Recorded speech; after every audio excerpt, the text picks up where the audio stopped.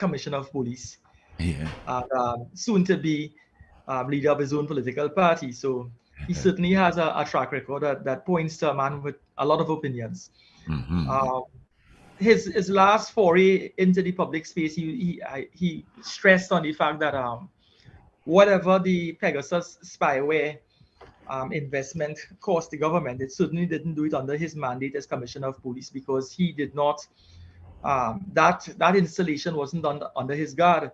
Okay. So with the Strategic Services Act and the Interception of Communications Act and all the provisions of the legislation that spoke to the government's right to spy into one's space. Our former commissioner is saying that he was not in any way supportive of that sort of event. Um, Having said all of that, I think that we need to bear in mind that the issue of the government being able to spy into one's private life, it isn't as simple as it meets the eye. What is in the public space and social media is that they can now look into your WhatsApp messages, they can listen into your WhatsApp calls, apart from the regular networks. Um, if you examine the provisions of the legislation, the Intervention or the Interception of Communications Act and the SSA Act, as we say, um, only if it is the government wants to, and when I say the government, I'm using the government in terms of the state, Mm-hmm. right? If the state wants to pry into one's private messages and private phone calls and WhatsApp phone calls and WhatsApp messages, they must have a reasonable basis to do so, meaning factually you are a person of interest, so you're a suspect involved in something criminal, involved in something illegal, or perhaps have information as to something illegal happening or illegal about to happen, or being an accessory to that. They must first establish that you are one of those persons, and therefore they can establish a basis now for spying on you. It's not a random thing where you having a conversation with your significant other, or you're taking photos or you're exchanging photos, and they can simply just tune into that. It's that simply would be wrong. And if any average citizen finds themselves a victim of that sort of peeping or peering, then there is redress. I believe sometimes what we read in mainstream media sometimes compared to the innuendo associated with social media. I mean, I believe that the mainstream media doesn't properly cover the true story in terms of what the provision and the heart of certain pieces of legislation carry. And it's misrepresenting what the powers of the state. The state cannot delve into your personal affairs just like that. And our commissioner was, well, our former commissioner, uh, Mr. Griffith, was making it very clear that that sort of pairing didn't happen under his watch. I think the politicians on the other side, the alternative government, as we say, the opposition, they were saying that or raising innuendo circumstance to hint that the government is using this Pegasus spyware that costs some $1.6 billion to look into the lives of opposition senators and journalists and so on. It's ironic, eh? I mean, this is not the first time that we've been reading about things like this. I remember way back in 2010, and I'm saying way back because it feels like such a distance now that we just stepped out of the COVID period. In 2010, the then Manning government or administration, as we may put it, they were accused of, without having this Interception of Communications Act passed into law and without having the amendments to the SSA Act passed, they were already spying. They were spying, and they were saying that journalists were being targeted, politicians were being targeted, certain police officers were being targeted, and so many people in the public space. So now that legislation is in place that justifies the need to spy, it's not something random, arbitrary, and can just happen like that. I So understand. I understand. So, the ordinary John Public himself, if I should put it to separate them from the politicians, need not worry about that because well, within John Public we have, like he said, The Prime Minister once said that they're linking up from the prisons to the outside and calling hits and all of that. That's part of John Public. Well, let's put it this way. If we examine the legislation in itself, under the Interception Communications Act, it does say that for there to be an opportunity, or for there to be, for the foundation to be laid for somebody to be spied upon or be investigated, you must have a sign-off or an endorsement being done by either the Commissioner of Police, the head of the Defense Force, or another required individual. So it's not just random. It's not like they decided, let me check out Richard Norrie tonight. Yeah. And let's see what Melissa Stanislaw is doing, or anything like that. It cannot be random, because you must establish that you're a person of interest, or you're a suspect, or you're somebody who is involved in something. Now, when the Prime Minister openly said that every criminal in behind bars, so in the prison, is communicating with his lawyer, I mean, that sort of innuendo is dangerous, because we have some 4,000 lawyers in this country. I would like to think if he's to make such a statement, that he has a basis to do so. But we don't know that the levels of communication between a prisoner behind bars and their lawyers are as simple as that. We know that there are rumors that there are cell phones there, and there's communication taking place. They have passed legislation, an amendment to the Interception of Communications Act in 2020, which makes it illegal for any sort of video imagery to be made in the prison by prisoners and forwarded out to the public space, for instance, to journalists, if they send to journalists, and then vice versa. That communication between persons in prison and persons in the free world, we need to bear in mind that to say that hits are being called from there, hard evidence need to be provided of same.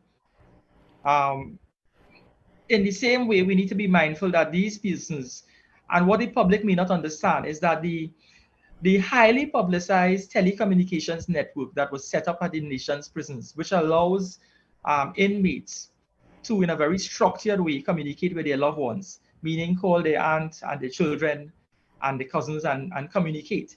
That was done through the length and breadth of the pandemic.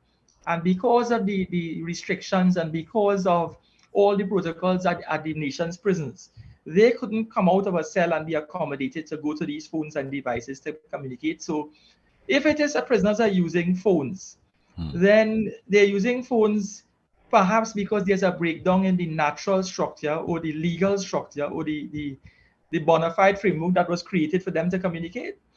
So I'm saying this to say, the communication may not be with lawyers alone. If indeed it's happening with lawyers, these prisoners are missing their loved ones. They're missing their family members.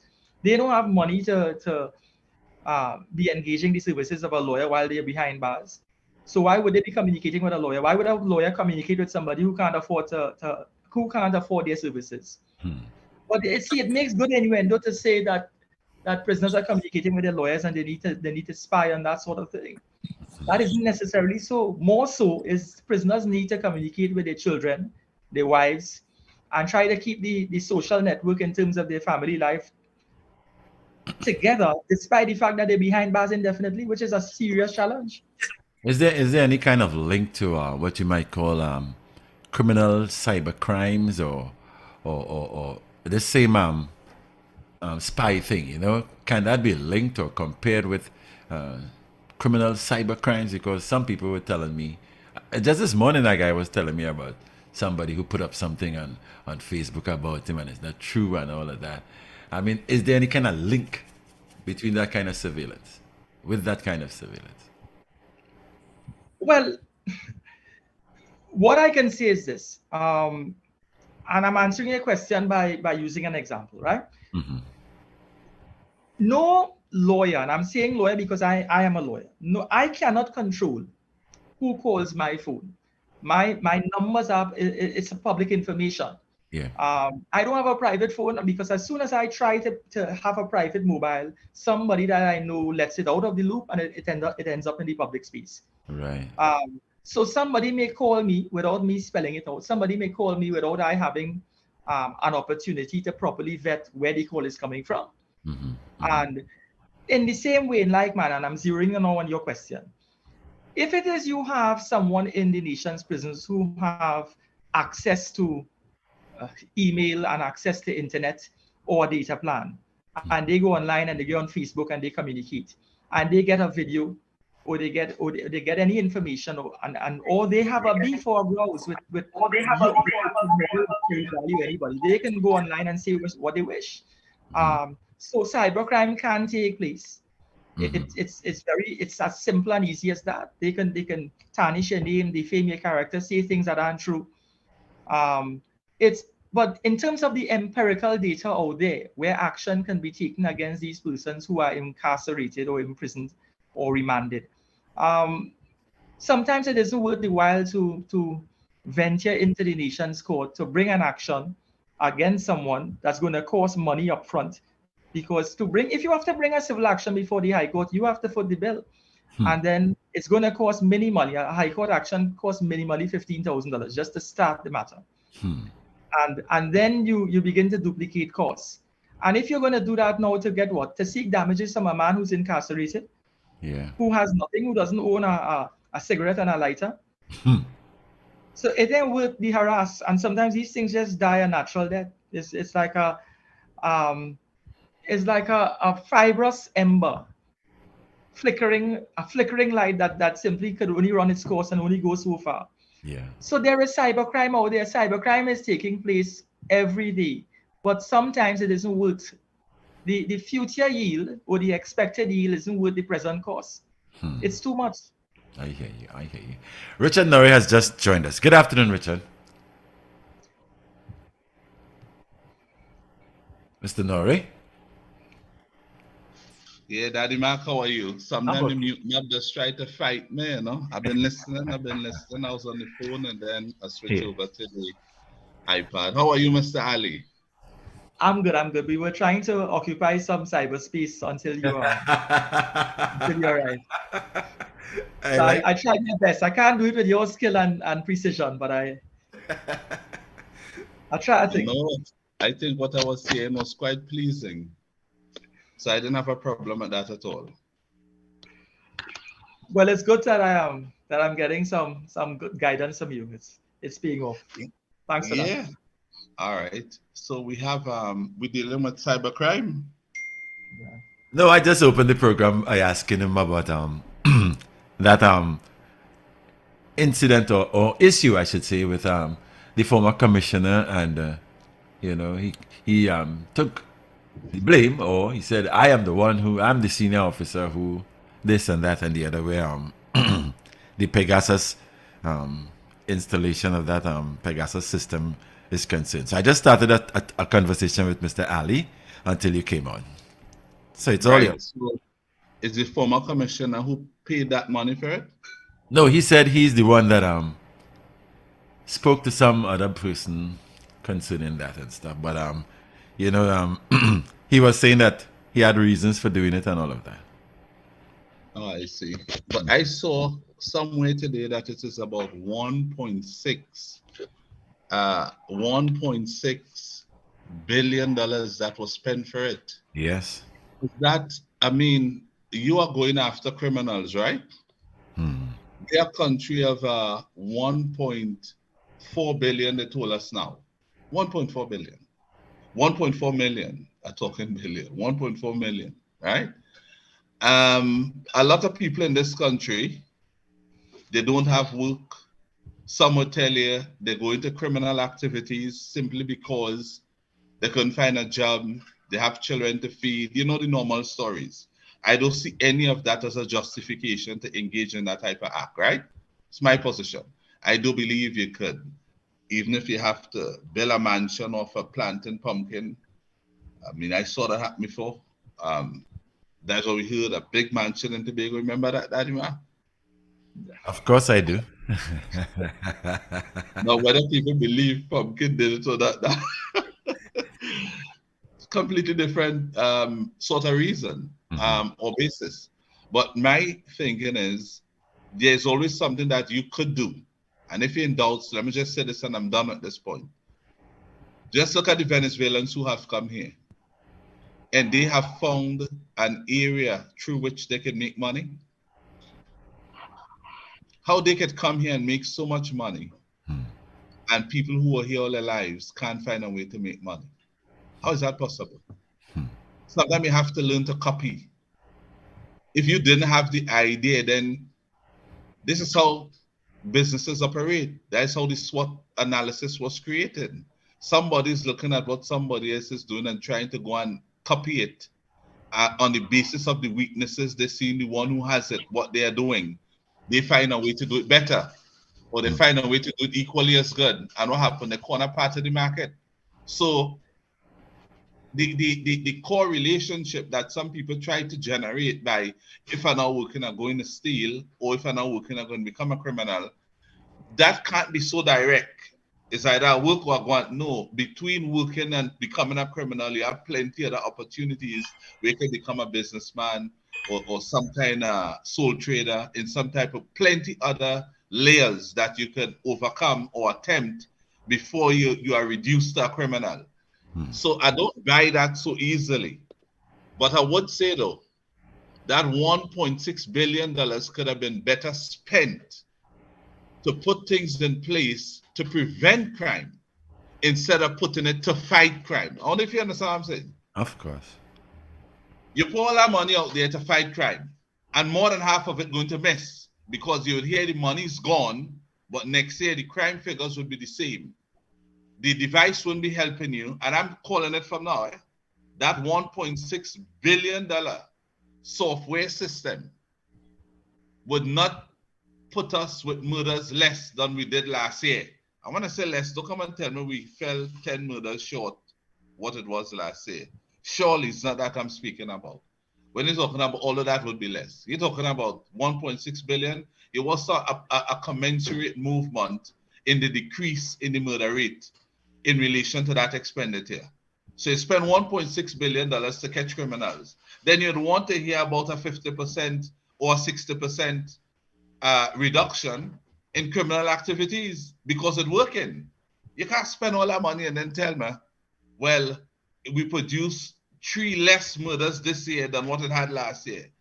That is what you call open, nonsensical expressions. So I don't expect to hear that. What you expect to hear is that there's a major reduction. But I'm saying from here, I don't expect it. We have done so many things and none of it really worked so far. So this wouldn't work. So you had to try something completely different. There's a difference between responding to crime and trying to prevent crime. There's a big difference. Why we don't go on the preventative side of things, and if we prevent it, then we have less to correct. Then we have less to respond to. Then we have less people to bail or put before the courts and so on. But in other words, you're saying let crime be what it is. We would spend the money to catch the people. So you are saying Trinidad and Tobago is open for criminal activities. Running criminal activities, we would find ways to dip into the treasury and spend money to catch all it. That must be a flawed type of reasoning, which would only produce a flawed approach to solving the problem of crime and criminality in this country. And when I say so, I'm talking about solving here is defined as significantly reducing crime. Nothing is absolute. So you'll never completely say we don't have crime in this country again. But we are spending enough money to position us in this country today in a place where we could say, I can leave my car out and go down the corner and drink a supplement and come back. And you do that with the confidence that nobody will interfere with the vehicle. You can afford to go outside to pick an orange or get a fig or a banana and leave your door open, knowing when you return to your house, nobody else went in there. In the context of who should not have gone in there. Another family member may have, of course. But you know what I mean? And that's what I'm saying. But you spend this money, and then this money will be spent again next year and the year after, and then coupled with the full budget of under the Ministry of National Security. And you're pouring all this money out every year. And the truth is, one group of people getting all that money. One group. I am certain if you were to do a research into who brought in the spyware and so on, it's the same group, whichever group that is. I don't know whether it's the same group of contractors, the same group of businessmen. they're the same people who would have brought that spyware into this country. Are you saying that the money is being negatively spent, that it can be Yes, positively I'm saying that. I am saying it is negatively spent because to begin with, it is negatively being spent simply because you're using the wrong approach as the basis for that expenditure. We You're had spending 19, that to fight crime, but not to prevent it. we had 1900 plus cameras up and functioning, CCTV cameras. And Yeah. the latest statistic is some 40% of them aren't working or non-functioning. So there was positive investment in terms of putting the technology out there, the physical technology out there, cameras on the nation's roads in the public space in order to capture people live in activity, both legal, lawful activity, and to capture those who decide to slip through the cracks and do something off key. So money has been spent in those areas. Don't you see? I'm asking you, aren't you seeing that the investment in the Pegasus spyware as a capital investment in the long term, something that is going to be long lasting and we could rely upon to catch those? If not, we're not looking just at white collar criminals, or we're looking at persons who our prime minister is saying is shooting calls, no pun intended, from the prison and instigating and accessorizing or simply being complicit in the commission of criminal offenses. Do we have the law in this country in the first place? When you intercept that type of information, could it be used? Is it admissible before the court or in the court?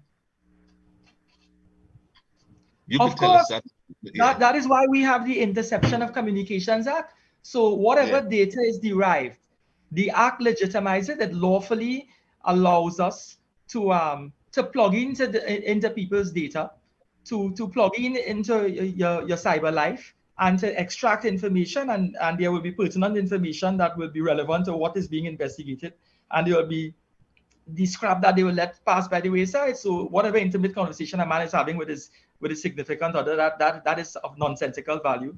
But they listen to when that part of the conversation, when he encourages to drop off money somewhere, to money launder, to assist him in something criminal. So the SSA legislation, the Strategic Services Act and the Interception of Communications Act, those are strategic pieces of legislation. And the Data Protection Act, these pieces of legislation were brought into place under the current administration in a term before this and the last one. And in order to facilitate this sort of spying, whether it's reaped the sort of returns that one would expect, so much so that it brought the levels of violent crimes, serious crime, minor crimes, minor offenses under control is a different story. But we can't weigh the investment purely in the context of numbers. I agree with you that $1.6 billion is a lot of money. And particularly given our current economic status, given that we have just come out of a serious economic well, we're in the midst of a serious economic crisis born out of the lockdown that we faced for the past 2 years, that the money at first glance could be injected in other areas. But at the same time, this is something that ought to have been done for a very long time. This spyware allows one to target areas of cyber networking that could not have been done before. I don't think it is fair to say, and I'm not saying you're wrong, because I see where you're going, and I agree with you on some level, but I don't want to discount it altogether. I can tell you this. Let me use a live example, right? And without getting into much detail, that issue where we lost in the legal profession a senior counsel to, an act of murder.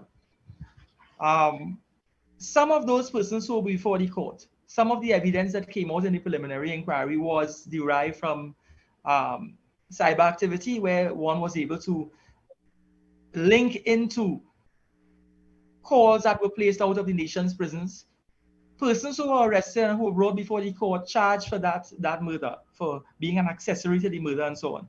They were persons who were serving jail terms of 10 years plus, and they were charged for a murder that they haven't been on the streets of Trinidad and Tobago for, or they could not have been there. Their alibi is they locked in the jail, but they were involved by way of phone calls and different things. So we've seen the fruits of it. We've seen the fruits of it. But I agree, 1.6 billion is a lot of money. Maybe whether we get value for money in that 1.6 billion, time will tell. Let's hope that next year, this time, the software spyware hasn't broken down and we need to spend another billion to get it back up and running again. Some other simplistic $500 device going to come, and it's going to prevent that spyware from doing what it was intended to do. And our $1.6 billion will be down the drain. And then you'll be hearing about upgrade and upgrade. I am saying from here, if that does not reduce murders by 60% and other types of criminal acts by at least 60%, it was a waste of money. That money could have been better spent, and I want to be clear about that. That money could have been better spent on preventing, on a number of things that could have been done. 1.6 billion that could have involved people to become more independent, to help them find new skills, to do different things, so that they could sort of craft some sort of new direction, some new avenue that they could apply themselves onto to generating revenue to take care of themselves and their family, so that they could begin the process of expunging from their minds the need to contemplate going into criminal activities. It wouldn't be an overnight situation. It's surely going to take some time. But that is the way I think it should have been utilized. You should have seen there should have been some big marketing to help tourism in the country, because the country is still in need of some other booming sector to offset the oil and gas or hydrocarbon sector. We are a big player there still in the Caribbean, and we should stay there and continue to receive from it whatever we could. But we should be using that money to generate some other meaningful, profitable, booming sector.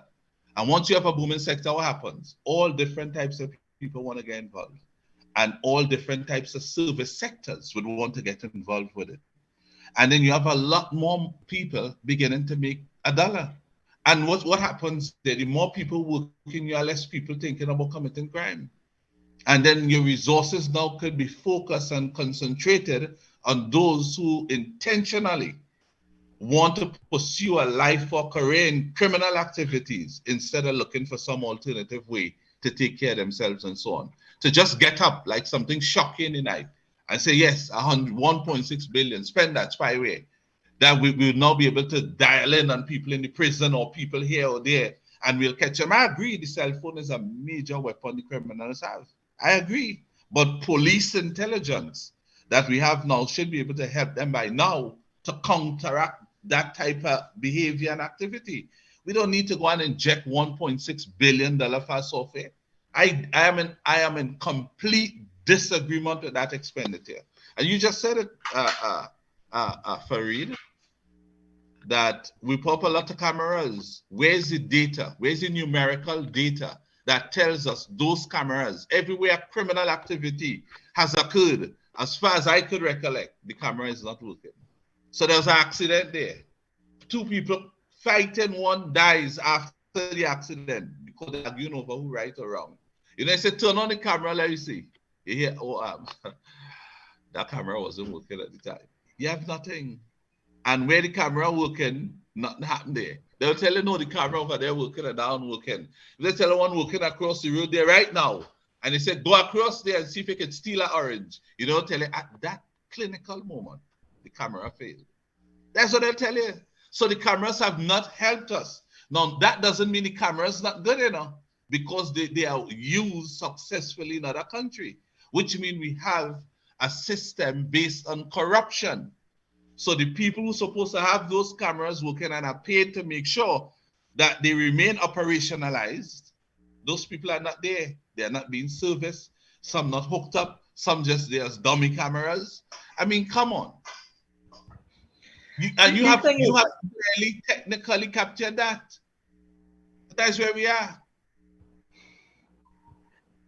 The thing with investment in or investment at every state level in national security, you will never be able to justify the investment by getting geometric decreases in criminality. In other words, if you juxtapose the investment, the capital expenditure put out, and you look at the levels of criminality and whether it moved incrementally downwards or exponentially downwards, you'll never find that there's a good marriage between the investment and the return. In any marriage of any kind, the return sometimes isn't worth the marriage. But the end of the day, let me use a quick example. I read. Hold on with your example too. Hold on right there, Mr. Ali. Come on. Happy you came back. Hold your hand. What would be the basis then if what you are saying, the geometric study or projection, you will never have that to justify the expenditure? Then what should be the basis that should be used to justify such expenditure? If it ain't that, then what it is? If it is, you don't put certain foundational institutional infrastructures in place, if you don't invest in the spyware, if you don't invest in the camera networking, psychologically, and I'm dealing with the cameras, criminals will feel more at ease because they're less under the gaze of the police through the camera system. It's as simple as this. If I'm coming from San Fernando at 1 o'clock in the morning, I might be more tempted to run my vehicle to 120. Knowing that a camera, I might be less tempted knowing that a camera would pick up my 120 speedometer range. You're asking me basically how are we justifying the expenditure or such exponential investments as opposed to the results that we get. I am saying that marriage between expenditure and return, the yield that you're going to get from the investment you put out, that marriage is never a happy marriage. It's never going to pay off. Mr. Ali, and you know what is ROI? Pardon? ROI, and do you know what that is? Return on investment. But very good. Before you invest, do you invest and then wonder what the return would be, or you work out what the return is first, and that is what attracted you to invest in the first place? It has a fella I know. Hold on, it has a fella I know. For over 15 years, he's selling some barrel with mud in it, and he'll tell people invest. Mud will be in demand soon. How come he never get one person to invest in those barrels? But he said the day will come when mud will be short and the returns are going to be high. How come no one is investing by him? I'll tell you, Mr. Ali, no one is investing by him because they don't believe in the returns that he speaks of, nor do they see it from their reasoning, logical reasoning. So they say, no, what he said might be true, but I don't believe it enough to put my money behind that. It's the same with when you invest in taxpayers' money. You have to be able to put up what is the potential return on this investment for the people of Trinidad and Tobago. And you can't just get up and say, I'm going to spend 1.6 billion of taxpayers' money on a spyware and then hope the spyware does what you would like it to do. You have to come and show how this expenditure in advance would reduce crime dramatically. Well, let's give it a try. Now that we have the investment. Don't give it a try. We have no choice now, Mr. Ali. If we spend the money already and the software is here, what else we going to do? The people who sold it to us will not return the money and take it back because they're in the business of selling. They're not in the business of giving you to return and I give back the money. This is not back in the days where you're playing hopscotch or moral or some kind of thing with some little your sister or some kind of thing and all you give for your brother or wherever you want to play back then. It's not that. draft or chess. It ain't that. What it is, Mr. Ali, is you use taxpayers' money. And that's okay. But you have to use it in a prudent way. You have to use it on behalf of the people of Trinidad and Tobago in such a way that would inform them that because of that expenditure, in law, they use the but-for test. But for that expenditure, their lives are better off today. They cannot do that until we actually see the results, which is in the reverse. You spend the money gone. Now, if we didn't get the results we hope for, the money's still gone, you know. In 2022, we taking decisions like that. Mr. Ali, come on. You are very smart and one of the country's best defense attorneys. I know you're going to come up with a defense, but not for this one, Mr. Ali. Come on. I remember Valentino Singh interviewing Jack Warner in the height of his reign in the Trinidad and Tobago Football Federation and Football Association, and he was asked by Valentino Singh, would the Trinidad and Tobago Football Federation ever declare profit in this country? And Mr. Warner responded, and his retort simply was that it's the investment of the TTFE is the biggest investment in social capital in this country, that you can't put a price on what the drug deterrent that sport and football presents on a day-to-day basis, and what you can never get that sort of return to say. No, you have to repeat. You have to restate for me, Mr. Ali. You were frozen. So the last thing I heard was Mr. Warner said. All right. That was it. Yeah.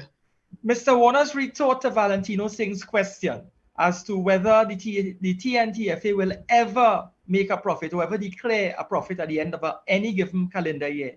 He simply said that the social capital that they're investing in, right, and the returns are that young people wouldn't get involved in drugs. That is a distraction away from criminal activities, a distraction away from the social ills that plague the society. Even there is no investment in any activity that could be undertaken by the Ministry of National Security that could guarantee anything. The imperatives and the criminal minds that focus on criminality every day, their job, full-time, 24/7, 365 days a year, is to find a way around everything.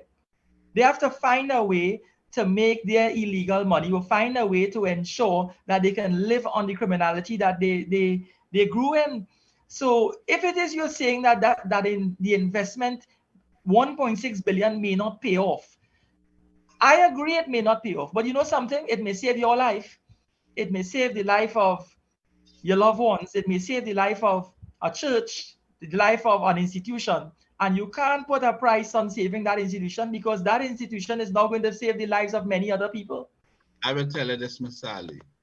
If you had to spend $1.6 billion with the hope that you save 1 or 2 lives of one institution, I want to tell you in advance, before you spend that money, I could have tell you where you could have put that money and save many more lives up front before you spend it. So that if I had to compare that we may save one person's life or one organization's ability to survive and help some other people, if I had to compare that with the same utilization of that 1.6 billion and employ 20,000 people and get that money supply moving, and in turn the multiply effect of that money, the way you could have done it, would in turn hire 150,000 people. And those 150,000 people, how they could be saved and how their lives could be better. We run a democratic system. The money must serve the bigger group, the bigger number. And if you're going to put $1.6 billion with the hope of saving 10 people, as opposed to that same money could have saved 150,000 people, what side you will go to, Mr. Ali? All right. So here where I'm saying now, here where I'm going with this. What about the procurement legislation, the Gaming and Betting Act, the legislation geared towards financial intelligence, preventing money laundering? This sort of spyware is not just about capturing that market of criminals that are into murder and rape and robbery. It's also geared towards capturing white-collar criminals, ministers of government, people who've Mr. been Ali, hired by the Mr. state. Ali, let me tell you, see, you know why you're smiling? I'll tell you why you're smiling. You were very serious all the time. From the time you say, ministers of government, you started laughing. Because you and I know, I started laughing too, because you and I know that spyware would never be applied to that group of persons. So, I mean, right there. And that group of persons, friends, family, and colleagues, it's not going to be applied there. It's not. We've been down this road many times before, Mr. Ali. When would we reach the end? We have only been seeing the light at the end of the tunnel, but the tunnel continued to expand and getting longer. I don't know, one or two things happening. The light either getting brighter, but the tunnel remains very long. So, but the light is getting brighter, that making us feel we're getting closer. Or as we get closer to the light, the tunnel is expanding too. It's lengthening. Because we just not for some reason catching that light. We ain't getting it. We could only see it. So I want to say, at what stage would we actually be able to say we reached the light? We've been, I mean, right now you heard about vehicles moving people in the state, in the prison yard. That's what you're here now. We paying millions. Daddy Mac, how many millions? You talking about the money? Yeah, that we paying a private company to move Say that again? in the compound. How much? We're talking about the transportation money. The transporting company now that no longer transporting people from the prison to the court, but moving them from the prison within the prison to another side of the prison to go before a computer. It's intra-prison transport as opposed to intra-prison transportation. Thank you so much. Mr. Ali, you want to tell me the green vans that the prison officers have been allocated with, they can use those vans? Why we have to live this way? So that spyware would not spy on the people they're supposed to be spying on. That's to begin with. Because number one, the people they want to spy on are the ones who bring in the illegal things into the country to give it to the poor people to distribute. So it's not the distributors you want. What you want to do, solve the problem by dealing with the surface of it, or you want to solve the problem by dealing with the root cause of it. I will think you want to look into the root cause. And while you will think the spyware could do so, it will not be applied to the people that address with the roots of them. It's not going to be applied to them. And let me tell you, as a society, I can make that statement here today unequivocally, because every single person who listens to us today knows that is true, including you, Mr. Ali. It's not. Hear what you're going to get from it. When they're ready to say it work, they'll get 2 or 3 or several young men, poor young men, and they'll put them to lie down on the car bonnet, one on the ground, and 20 police officers over them, and they say the spyware assisted them to intercept this. And what they had, 1 bag of marijuana or 2 bags. They had more than 4 plants. Some ridiculous thing like that, but I will tell you the spyware working. And then when you check out the FIU at the end of the year, they will tell you still $20 billion in suspicious activities, but the spyware captured none. It just doesn't make sense. And we are wasting the taxpayers' money.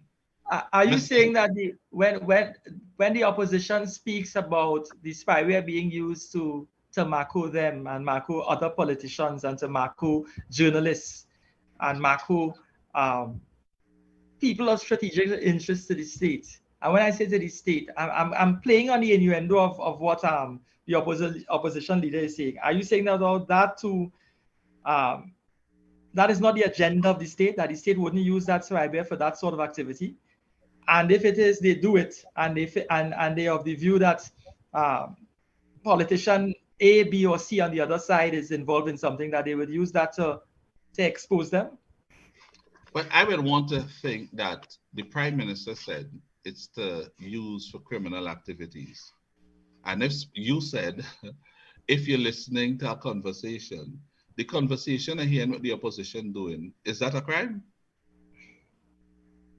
From what you said, is that a crime? that would not be a crime if it is. Okay, so therefore that falls outside the category of the groups that the Prime Minister said the spyware was brought in to spy on. So I wouldn't look at that at all as a real material issue, because as far as I'm aware, it is to apply to criminals. That is what it's going to be used for. Now, if it is being used for any other purpose outside of that, it's wrong. So if you're spying on me, you're spying on the opposition, anybody, that's wrong. It's wrong. But so I am taking it purely in the context of how we were told it would use and what was its purpose. Its purpose is to give the police the necessary intelligence they would need to assist them, to get that intelligence so that they could respond more effectively to potential criminal activities before they are actually criminal activities, which will put us in a better place. The intention is a good one. The ease with which that money has gone out and what they tell us we're going to get for it, they don't add up. They do not add up. If you had told me we spent $20 million on a spyware, that's a lot of money to it. 20 million. And it is for the same purpose. I'd say, well, 20 million, given the amount of crime in the country, that's not too much to spend to try to pull it back. But we are talking about $1.6 billion, man. It's too much money, and you have to work out how many other people may have made money off of that money. Was that the true price? I mean, come on. They passed a procurement legislation, and that procurement legislation is one that seemingly that a good attorney like yourself could argue that was used to legitimize illegal transactions. Because when we went through this before, we went through that legislation before. That to give the government, I mean, the kind of freedom to do what they want. The same things that they were against, they could now do it and say it's the law. And you know that, Mr. Ali? It appears so. Well, there you go. Yeah, I mean, so the ease with which you're spending the taxpayers' money is unacceptable. And then when you do so, you turn on the other hand and tell people, we have to remove the subsidy, which is going to put so many other poor people under pressure. So many. And when you remove the subsidy, for those who want to say hard life is an automatical transition to criminal activities, by removing the subsidy, you have now said to them, we want more criminals in the country. We are in search of more criminals. Because you bring a spyware to catch them and then you remove the subsidy to get them harder life, to get them more pressure. So now you're saying, we had a system in place to catch you, more could become criminals now. Now, does that make sense? On another note, they're creating some longevity too. They're going to extend the age of retirement from 60 to 65. So we remove the subsidy and we're putting more working capital in your hands. You can work 5 years longer than you normally would to make money to mind yourself. So when would people now be able, because when you hit 60 and so on, you have not entered your advanced years. Some people argue, no, that is something they own. They can argue what they want. Anytime I touch 60, I am saying I've entered my advanced years. You understand what I'm saying? And once you reach there, you want your pension, you want your gratuity if one is available to you, and you may have a little investment, and you want to start to enjoy that phase of your life with your family and whoever else, and go different parts of the world and that kind of thing. Now you're telling people, hold your hand.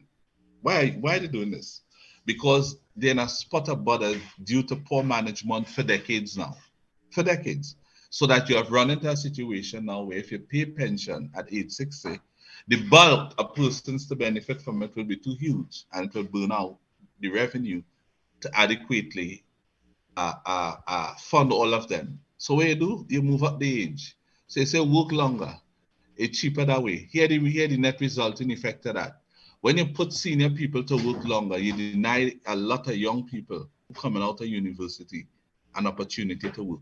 Because the system, how it works is when you reach 60, a big section of people leave. And that creates an opening at the bottom for a lot of people to come in, because those who leave will move up. And everybody goes up, and then you create the opening at the bottom where young people come in. When you keep those at the top for 5 years longer, you tell a youth man now who has his degree, fresh and purposeful out of university, you have to wait 5 more years to be given a fair shake. That's fair to the young man. That's what you call moving forward. That to me is called failed leadership and poor management. That's what it is. That is what it is. And there are solutions. You can bring in some simplistic mathematician, even an actuary, to work these things out for you and run the necessary coefficients that they would need to properly figure it out and put in place what you need to put in place. You don't wait till you run into the problem to solve it. Sense and tertiary education should inform you that you put in place things in advance to prevent that from happening, so that what you have now could be sustained based on your ability to have seen what the potential problem was down the road and correct it way in advance. So by the time that date comes for that problem to happen, you had put things in place ready to fix it. Go to the pension 10 years ago, 15 years ago, 20 years ago. And therefore, this encompasses several different administrations. We should have been able as a country to say, when you look at the rate of the money coming in to the amount going out, you look at the debt rate and you work all of it out. You can say at this rate, we're going to be short on money in 15 years. You don't wait till you are on the doorstep of the 15 years to decide to take action. 15, 25 years ago, you should have put something in place to make sure we never get to that point. When Mr. Imbert increased he removed a portion of the subsidy in 2019, and he was asked about this NIB contribution and the fact that the contributions have not increased at the rate that it can cover the money that is being paid out. Then they flirted with the issue of whether they could increase the age of retirement from 60 to 65. He said in 2019, he said that we have $35 billion. The NIB has $35 billion within its portfolio and its disposal. And what he was signaling is that they can sustain themselves for the next 50 years as is under the current status quo. Yet from 2019 to 2022, in a 3-year time frame, we are back to square one where they're seriously considering increasing the age and or increasing the contribution. So that rhetoric that we heard in 2019, that the system can preserve itself for the next 50 years, and in light of the fact that he increased the cost of petrol by $1 in 2019, we're not talking about the current increase that we're looking forward to, so to speak, on the 19th of April. He was arguing that I'm not that kind of man to increase the cost of petrol and then go and increase the age of retirement and increase the contributions that individuals will have to make. And now we are at that point where 3 years after, he thinks that we're there. So I find it strange that so many things are coming together so conveniently in terms of another increase in the gas price, increases in petrol overall, and now we're at that point where we're going to squeeze the persons who are on the brink of retirement. Because what about those persons who are on the brink? I'm talking the 59-year-old who's looking forward to his retirement next year, only to hear that he may have to put another 5 years in before he can get his contribution. I think there should be a moratorium on people who are within 3 years of retirement. At least let them be ushered into their retirement, because they would have planned around that, and target persons who are age 55 and let them know, listen, you're not getting out of the system at 60. Yeah. Let's run for the news. We'll take some calls. Daddy Market, open the lines. Yeah. And I know we had to run for the news, Mr. Ali, but again, what you have said there, the two statements couldn't be right. You couldn't say we have 35 billion and we could sustain ourselves for X amount of years. But just a couple of years later, you come and say, well, in other words, we're in trouble. The two of them couldn't be right. So one of them yes. So we'll take that when we come back, we develop that. Okay. Stand by, people. We come back about 10 past. Okay, then. All right. Stick and stay, people. News up next with Sparkle McIntosh right here at Power 102 Digital. Power 102 Digital. Yeah. We sound like home. Power 102 Digital. Streaming 24/7 on power102fm.com and on the Power 102 Digital app. Power 102 Digital. This is your news bulletin from Power 102 Digital. With your news to 5 p.m. here on Power 102, I'm Sparkle McIntosh. Good afternoon. The joint trade union movement is calling on the government to reverse its decision to impose even more hardship on the people with the announcement that there will be a fourth increase in fuel prices. JTUM says it strongly condemns the decision, which will bring an additional burden to the vast majority of the population. In a statement today, JTUM expressed concern over the timing of the introduction of this fuel price increase, which is due to take effect on Tuesday, April 19th, when students return to physical classes upon schools reopening. JTUM said thousands of parents will struggle to find money to pay for their children to go to school and to put food on the table. An effective public transportation system can help ensure that the transportation industry remains viable for both passengers and drivers. So says one Maxi Taxi Association, as Maxi Taxi drivers urge the government to do their part in keeping the cost of public transportation down. The recent announcement by the finance minister of the planned rise in fuel prices has led to speculation of an increase in public transportation costs. Health Minister Terence Deyalsingh says the agreement for Spain to provide pediatric COVID-19 vaccines has been approved and will be signed off soon. Speaking at the ministry's COVID-19 media briefing today, the minister explained that the state is proceeding apace to get the vaccines for children between the ages of 5 to 11 years into the country.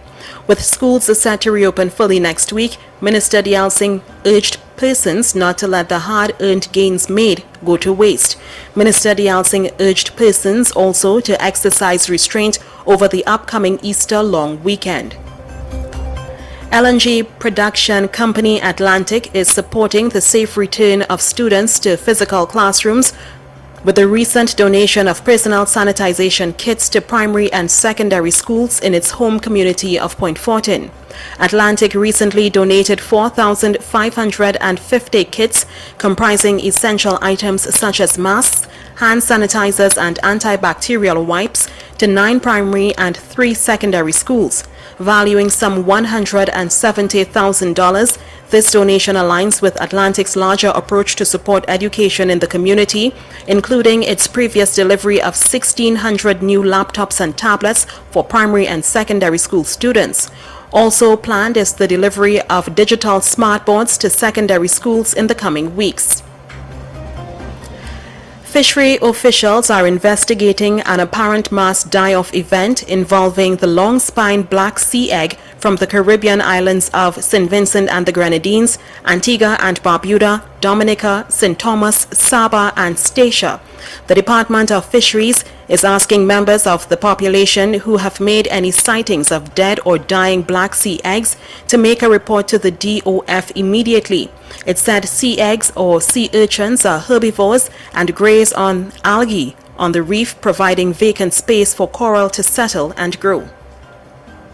Police in New York City have arrested a man suspected of shooting 10 commuters in a rush-hour attack at a Brooklyn subway station. Frank James, 62, is alleged to have donned a construction worker's helmet, vest and gas mask before throwing smoke grenades and opening fire.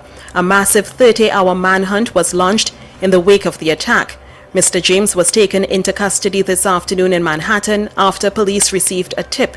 Officials have said Mr. James was the lone suspect in the shooting incident. I'm Sparkle McIntosh, and those were some of the stories making the news to this time here on Power 102. Up to date and credible. Power 102 Digital. The Afternoon Power Drive. Weekdays from 4 p.m. on Power 102 Digital. Do you need to get work done on your vehicle? Look no further than the Auto Champions, Champlain Auto Services. From vehicle inspection to shutdown service, they do it all. Champlain Auto Services, great mechanics and technicians, exceptional customer service with accessories galore. Champlain Auto Services is your one-stop shop. They are your Auto Champions. You name it, they can fix it. Champlain Auto Services, Eastern Main Road, opposite Carib. Call 662-6545 and like us on Facebook. Champlain Auto Services. We do it all. Lock these savings at Furniture Plus. Shop and save big on Certa, Sealy and Therapeutic mattresses. Plus, get $1,600 off Sealy adjustable base. Accessories also available. Check press and social media for details. Give me a kiss. A kiss cake. How about a kiss? A kiss cake. I really wanna kiss that cake with a heart of cream. Give me a kiss. A kiss cake. How about a kiss? A kiss cake. I really wanna kiss that cake with a heart of cream. A kiss for me and a kiss for you. Everybody loves kiss cakes. Yes, it's true. Cupcakes and goodies. They're ice too. Tastes like a dream cream filled for you. Give me a kiss. A kiss cake. How about a kiss? A kiss cake. I really wanna kiss that cake with a heart of cream. Give me a kiss. A kiss cake. How about a kiss? A kiss cake. I really wanna kiss that cake with a heart of cream. Mwah! Right here in Trinidad and Tobago and around the world. It's Power 102 Digital. The afternoon power drive is on Power 102 Digital. The future of talk is here. Power 102 Digital. We are back on track, people. Hour number 2. In this hour, we have a very special guest, Nikolai Edwards, the leader of the Progressive Party. So, Richard and Fareed, we continue as of now. Gentlemen, are you there? Nikolai is on the set with us. I'm here. Nikolai, how are you? I am fine, thank you. Thank you so much for having me. Everybody's in the picture now. That's nice. Nice picture there, Excellent. Nikolai. Yeah. Excellent indeed. So remember, we're going to be taking your calls within times of the conversation. These guys will indicate as to when we're going to take your calls. So stand by, folks, to punch in those digits 222-8255, 612-8255, or via our toll-free number 866-525-1099. Richard. Yes. So, Nikolai, how are you again? And welcome to the evening drive. Thank you so much for having me. I'm fine, thanks, and it really is a pleasure to be joining you all this afternoon. Especially from the Southland. Yes. You are one of the persons. I have my co-host here with me, Mr. Fareed Ali. Mm-hmm. Before I go any further, let me give way to Mr. Ali, our co-host, and I'll jump in after that. Mr. Ali. Nikolai, it's a pleasure to have you. It will be interesting to hear what you have to tell us. So welcome to the program. Thank you so much. All right. Yes, indeed. So we have a lot of issues on the table. You lead a party, right? Correct. The Progressive Party. Okay. And something happened there. I'll try to fix that shortly. The Progressive Party, right? Yes. Correct. And and there are a number of issues in the public domain today that surely your party may want to have an opportunity to put out your perspective or position on. So I want to start with the first one. There are a lot, but the first one I want to go with is, what is your reaction to $1.6 billion being spent on spyware, since we won that just now? Sure.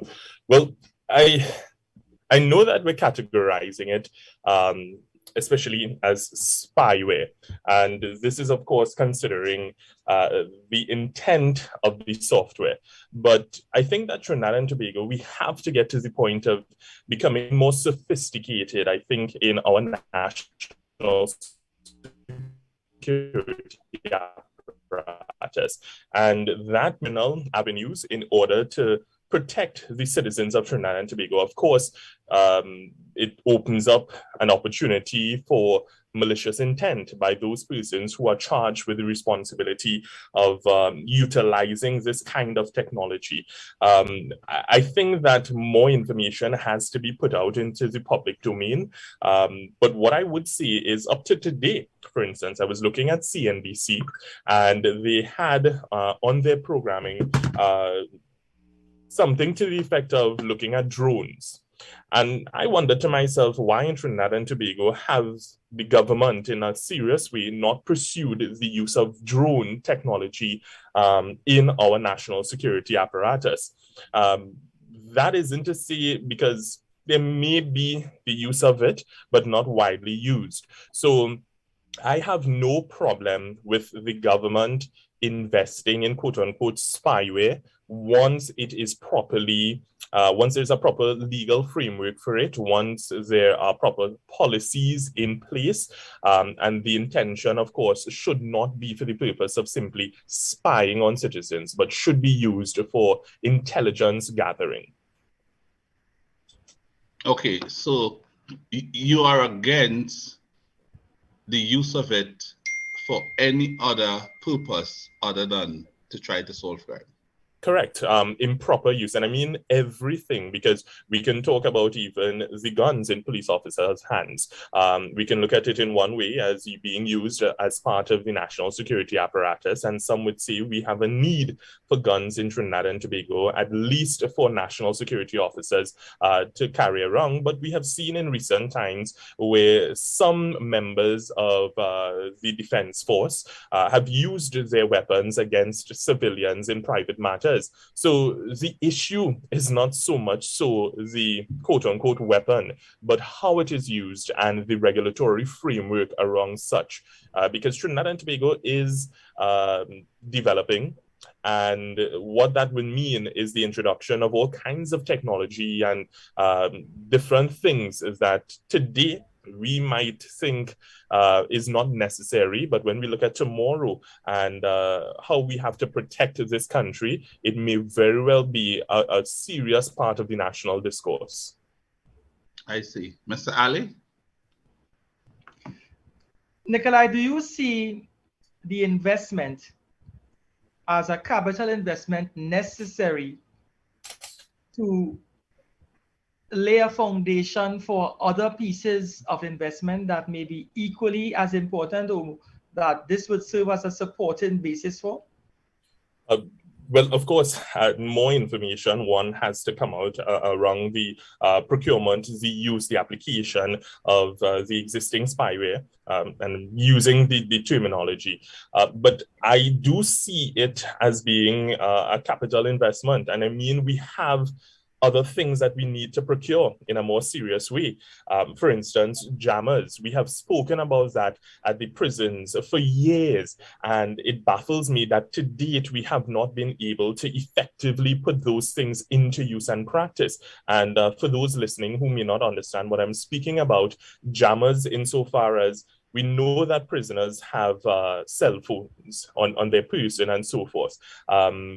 I don't know why we have not been able to solve the issue in terms of how these things get into the prisons as yet, but at least in the interim, the application of jammers so that persons who possess cell phones within the prison system, within the prison walls, will not be able to use those things effectively because it prevents calls from going out and coming in.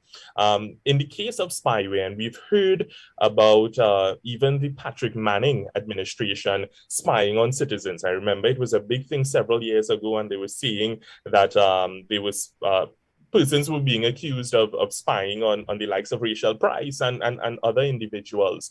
I don't recall us getting to a point of closure on those topics, on that rather, but I'm just seeing a resurfacing of this, and I want to maintain that I do think we have to invest, and it will be considered a capital expenditure, but we do have to invest in the technology necessary to keep the citizens of Trinidad and Tobago safe. I know that the Prime Minister made a comment, and it was aimed at the opposition leader insofar as you have nothing to fear unless you are involved in untoward activities. But I do think for the most part, citizens should not have anything to fear. I know that we live in a small society, and from the time someone is abusing these apparatus and so forth, it will come to the fore. But as it stands right now, this really is, I think, a lot of hot air.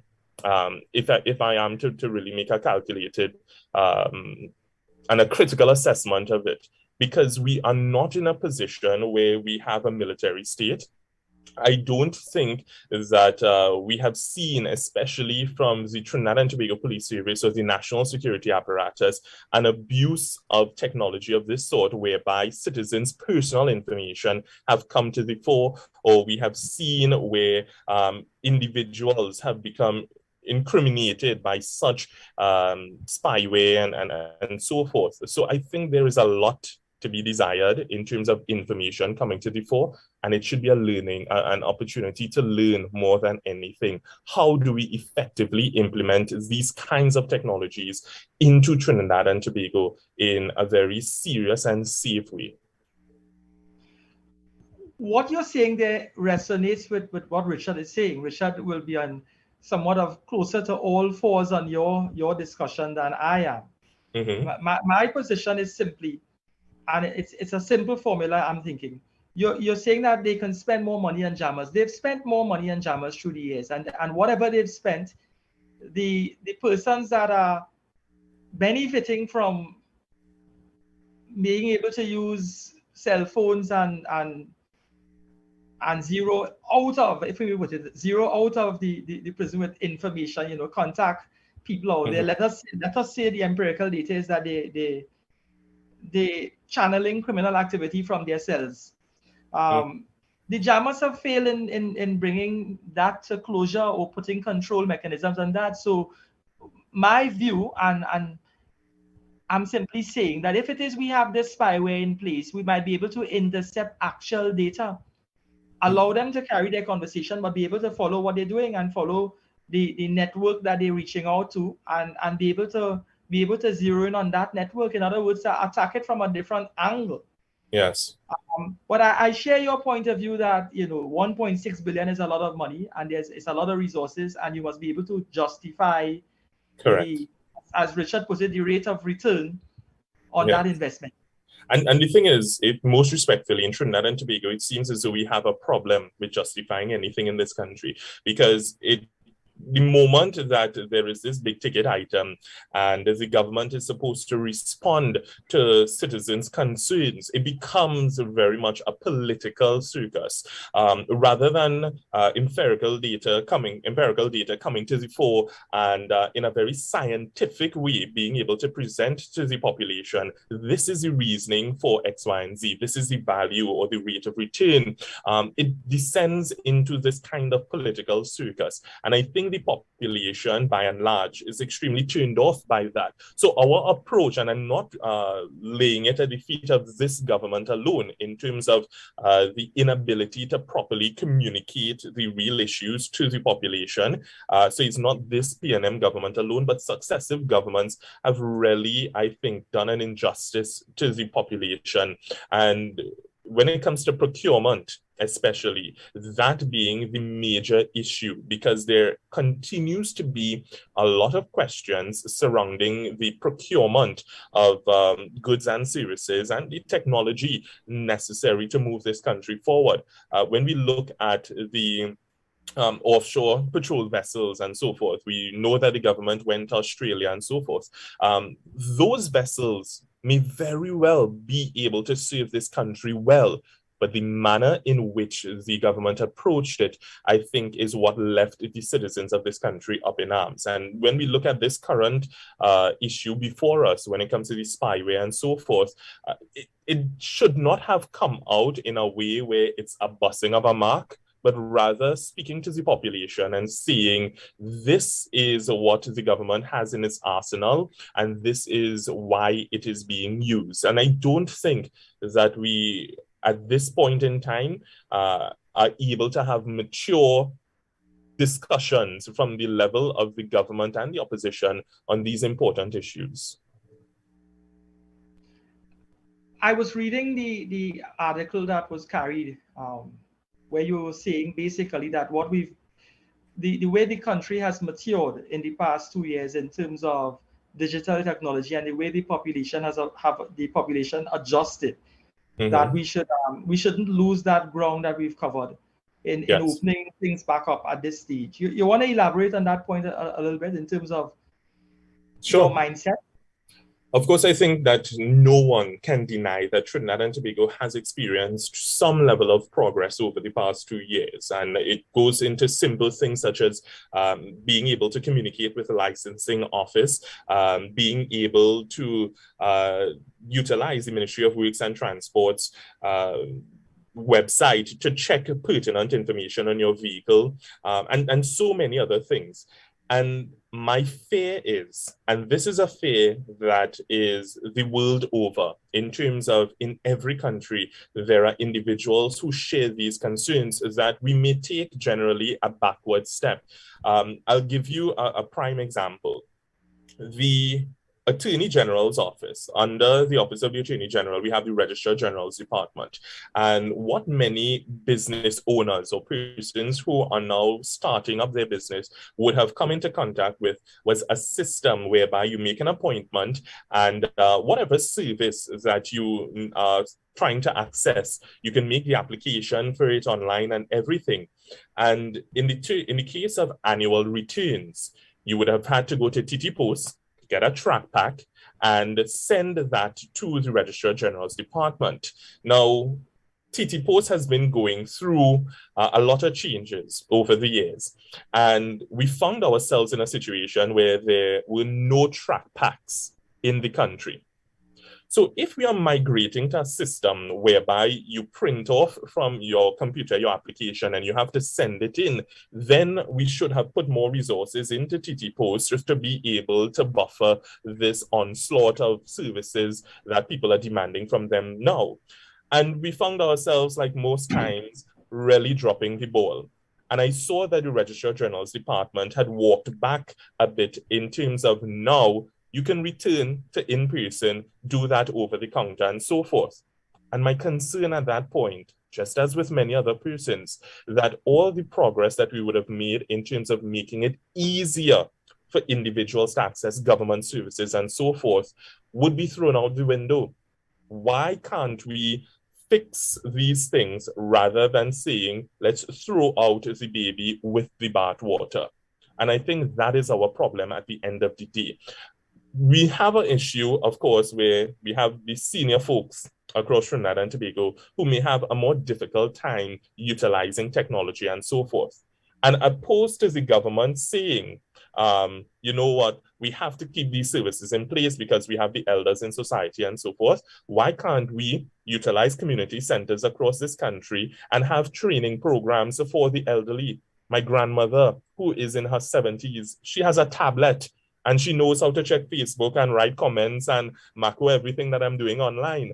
So that just goes to show that we do have a population, I think, that is able, once you have the right approach, they would more than be able to assimilate to the new society that the Prime Minister spoke about a number of years ago, which unfortunately I'm unable to see.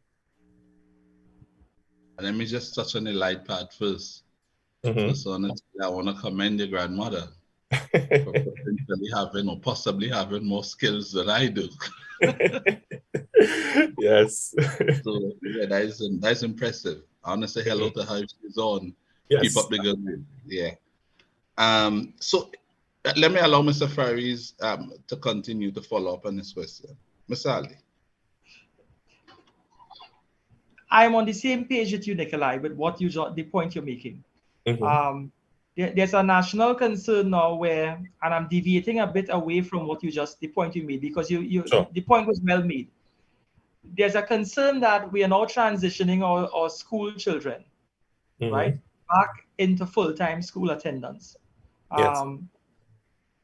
When we read the editorial arising out of the Children's Authority, what they're recognizing is the children that spent 2 years in lockdown have become desensitized to a classroom environment and interacting in a physical way with people and with persons and with their peers.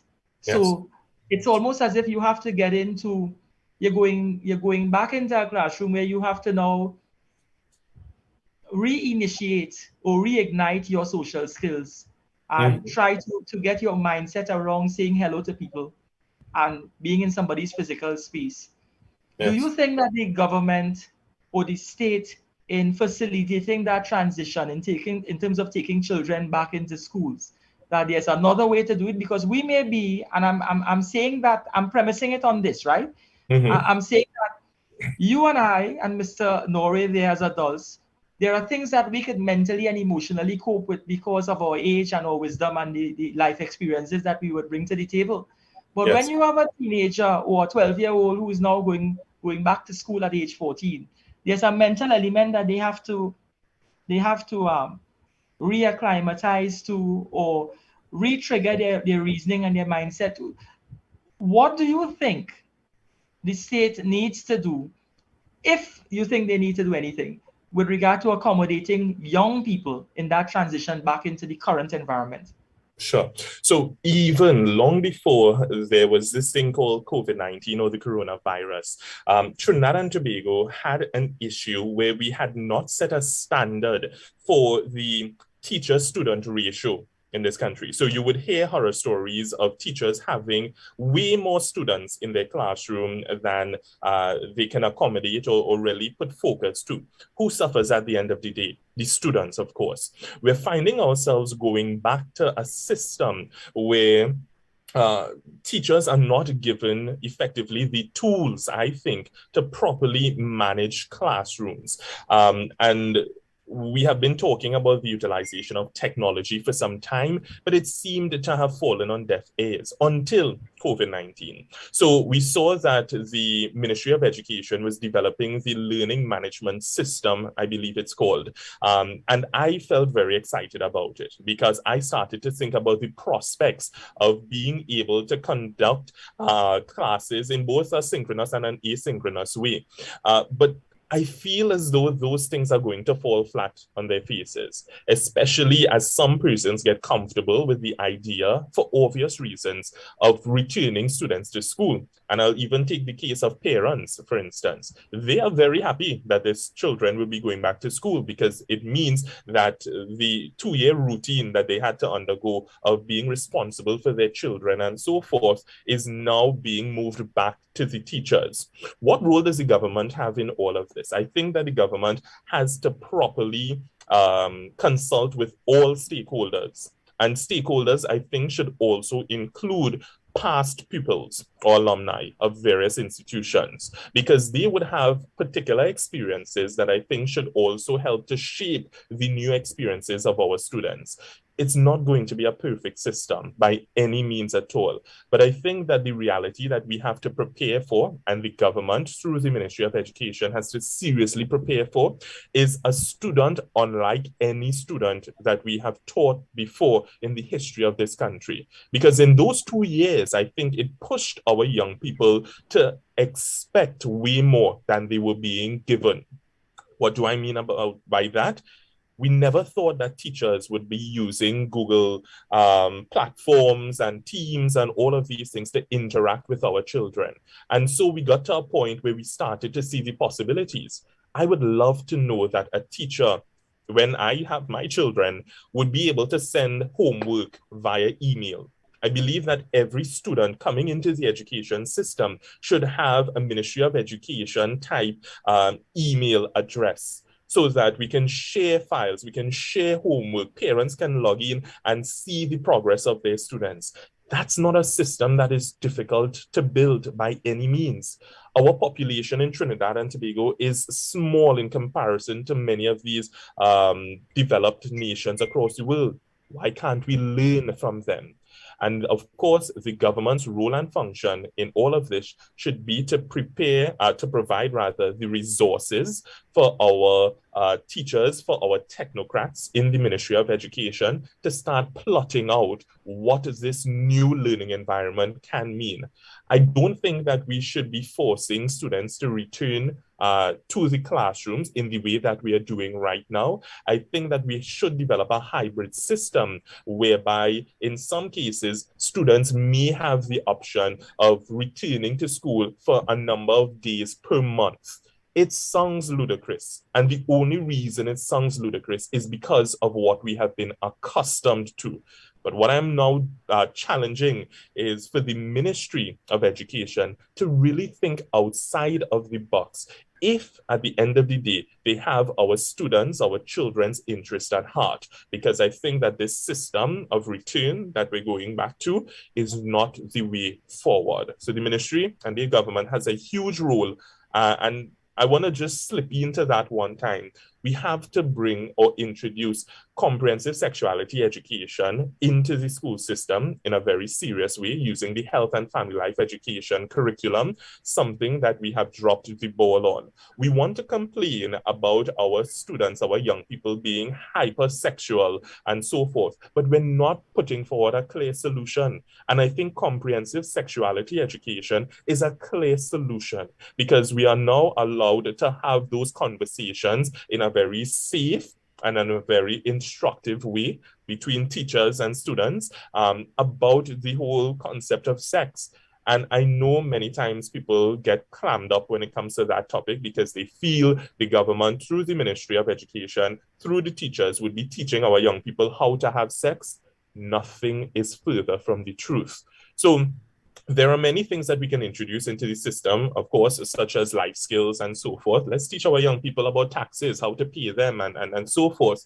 And I think now is the perfect time to introduce these things with a focus on building out a new approach to teaching and learning, which the government has to be able to lead. Do you think that the Ministry of Education and the state, I don't want to say the government, and the state, meaning the parliamentarians, have sufficiently provided us with the scientific basis for reopening at this stage? Schools, I'm referring to? I don't think so. I think in this country, and I've observed it for the entire time that COVID-19 has impacted on us in this country, that the government has really just looked at things happening across the world and handpicked what they wanted to introduce into the country. The roadmap to recovery, I have to ask the question, where is that? What are they doing? Are they producing reports? What are the latest recommendations from this roadmap committee? And I ask this because we here indigenously in Trinidad and Tobago can devise strategies and approaches that would be most applicable to the kind of future that we want in this country. It should not be about looking at England and looking at the United States and seeing, well, okay, they opened up in this way or they did that in that way, and bringing that to our shores. I think that is laziness on the part of the government. And I do think that our health practitioners or the advisors have, during the course of COVID-19, provided advice to the government that the government has not taken on board. Because I cannot see that all of these recommendations that the government seems to be acting upon was purely on the unadulterated advice of our medical practitioners in this country. It just does not add up. I think that we can go a bit longer by keeping students at home, but the approach has to be different, of course. And my fear is, based on that that article that you would have looked at, my fear is we would get too comfortable knowing that in some ways we can revert to quote unquote normal life in Trinidad and Tobago, and all the hard work, all the building blocks that we've been putting in place will be forgotten, much like many projects in this country, if I have to be very honest. But in this case, I really do think that we are rushing.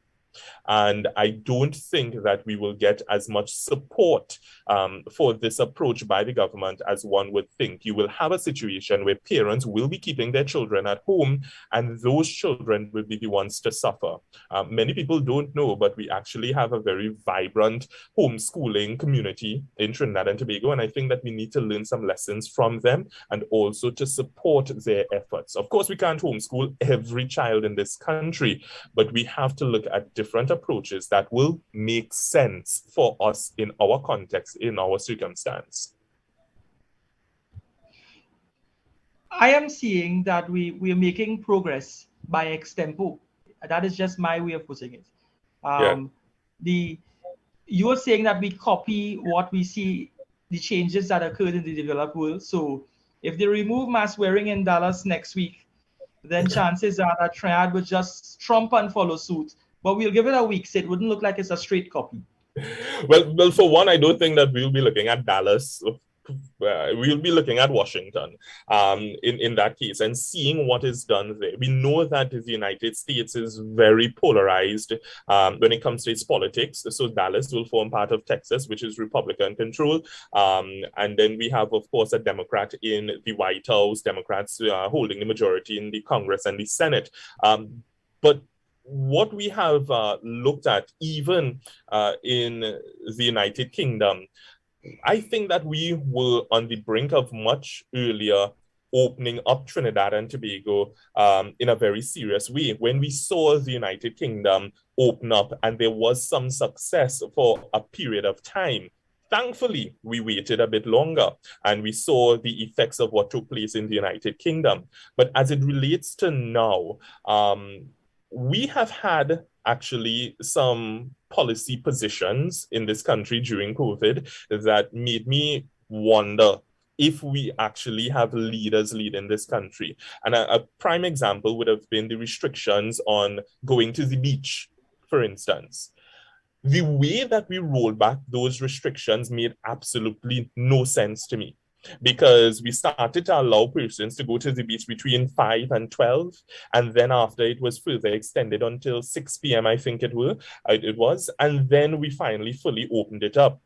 What did we expect to take place during those periods? Was it that people would rush to the beaches and do all kinds of craziness and spread COVID-19? Well, guess what? They were already doing that in many other ways that it seems the government had no control of over. We had parties taking place left, right, and center, underground parties, zests, every weekend, and in some cases every day of the week.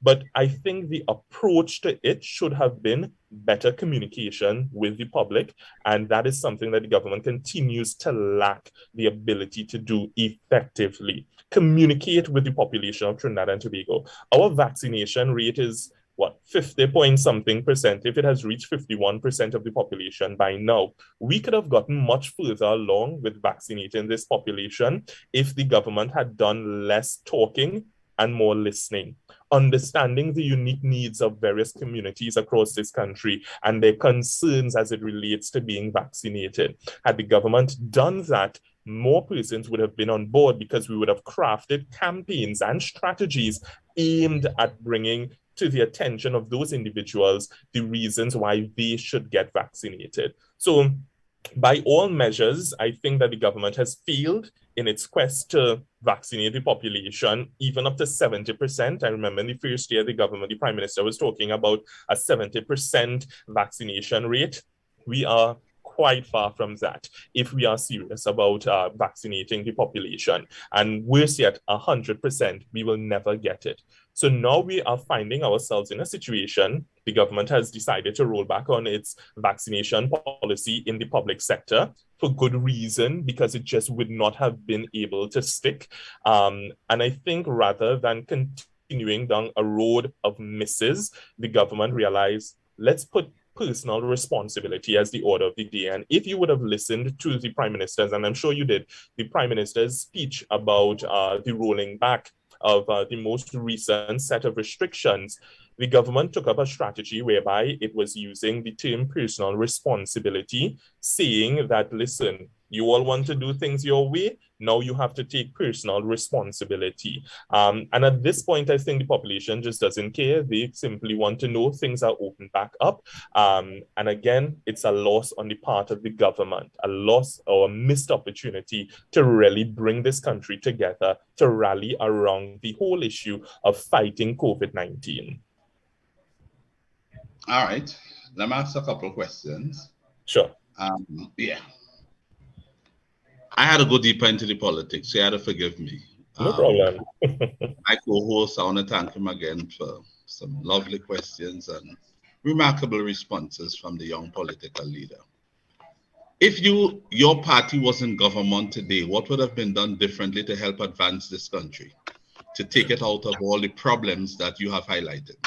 Yes. Well, we have to take an approach again using communications, going into the communities, understanding the issues. I think that this country, for all the issues that we have some how to say, a good network that we are not tapping into. We have 41 municipal corporations, not 41, sorry, we have 14 municipal corporations across Trinidad and Tobago. When you check it, about 180 something, if I am not mistaken, councillors across this country. Those can be considered the tentacles of the government in a sense. You have 41 members of parliament in the lower house, 33 senators. And then when we think about the ministries, the state enterprises, the tentacles of the government extends far beyond what many of us can conceive. We have not been tapping into that network effectively. One of the things that I would have done from the jump to advance Trinidad and Tobago, because I can't simply come and say, well, hey, this is the plan for the country, you all better get on board. We have seen that before in Trinidad and Tobago. It has not worked. We have to support the members of parliament to do the job for which people are expecting of them.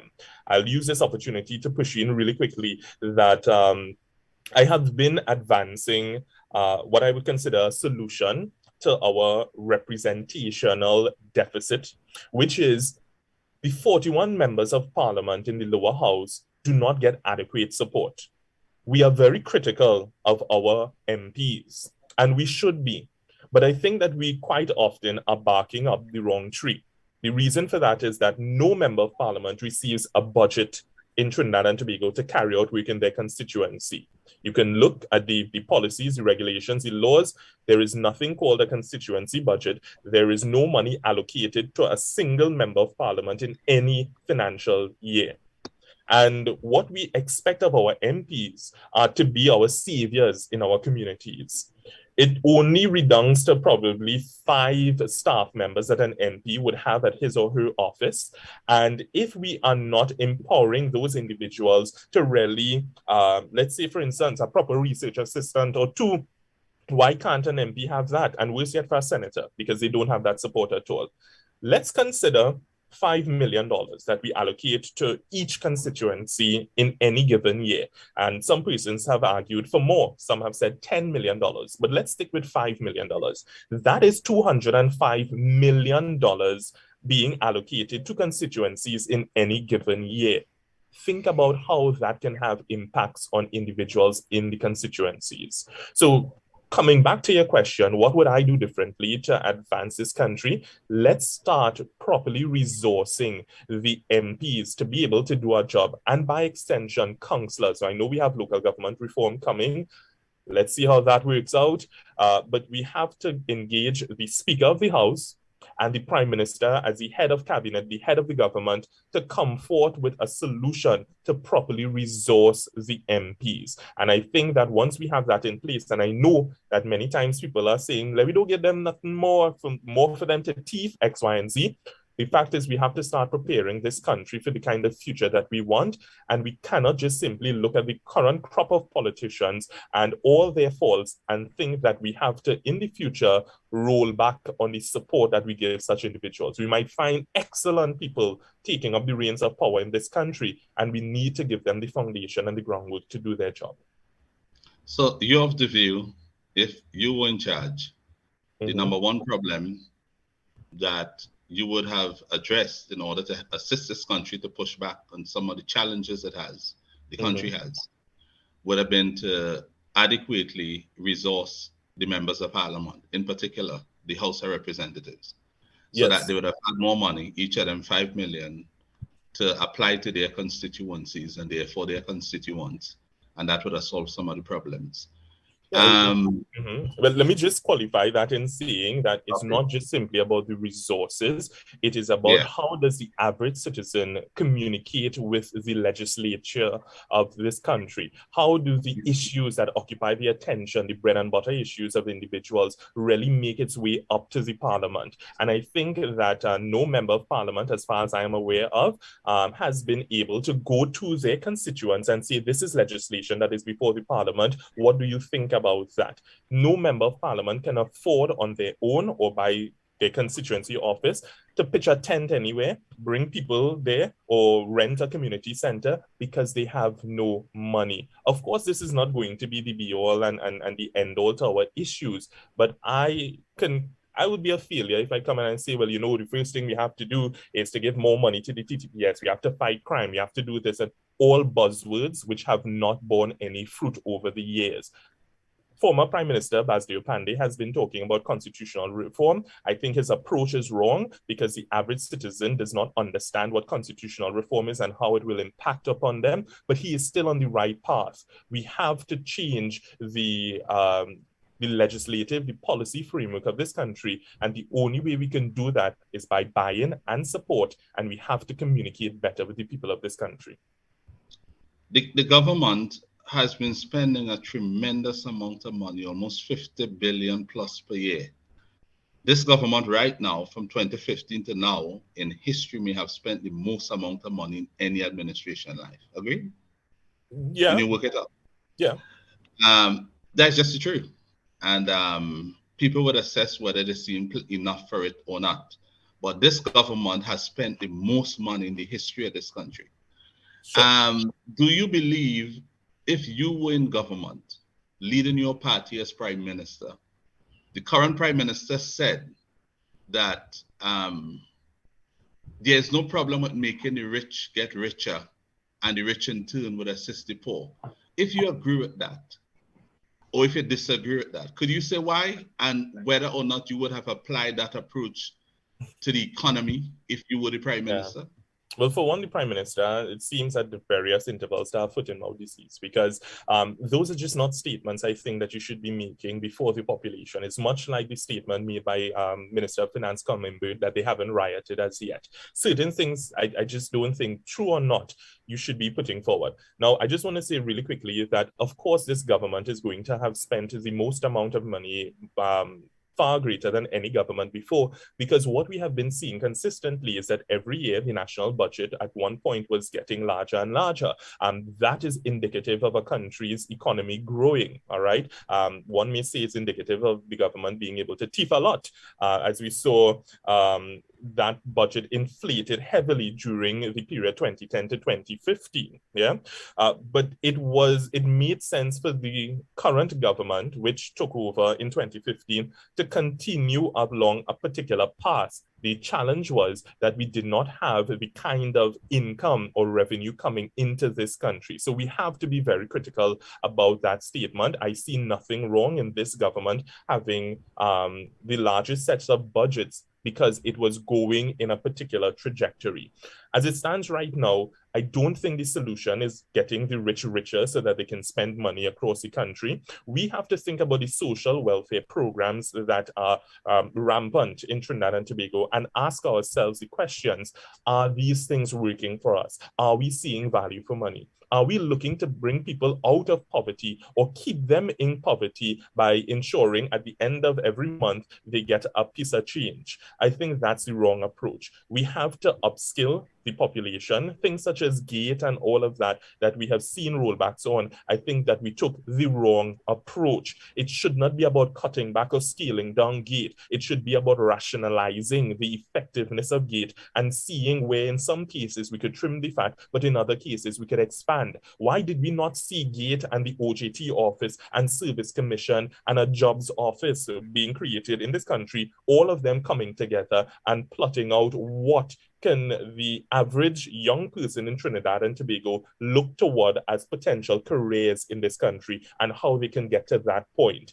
We have a problem where we do not connect dots in Trinidad and Tobago. We open up this state enterprise knowing fully well that MTS is being owed probably $600 million, all right? We closed down the EFCL, not dealing initially with the issue that had burdened them there. And then we are hearing now of more state enterprises being opened, the secondary roads, whatever it is that the Minister of Local Government mentioned. Rather than looking at our current situation and fixing the problems that exist, we always look to latch on to another. So we need to fix that, I think, and I have no problem of spending more money, but it has to be investments. I'll return to my co-host shortly. Mr. Ali.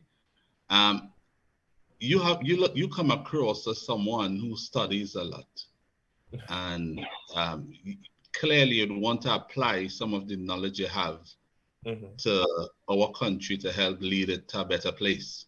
Yes. I want to commend you for that. And I want to also commend you for keeping your party in existence and also attempting to give the country an additional option so that we are not pigeonholed between only two parties forever. We need to break that, although I am PNM, I make no bones, but I do believe the country should have more options. I don't believe in the saying, if not me, who?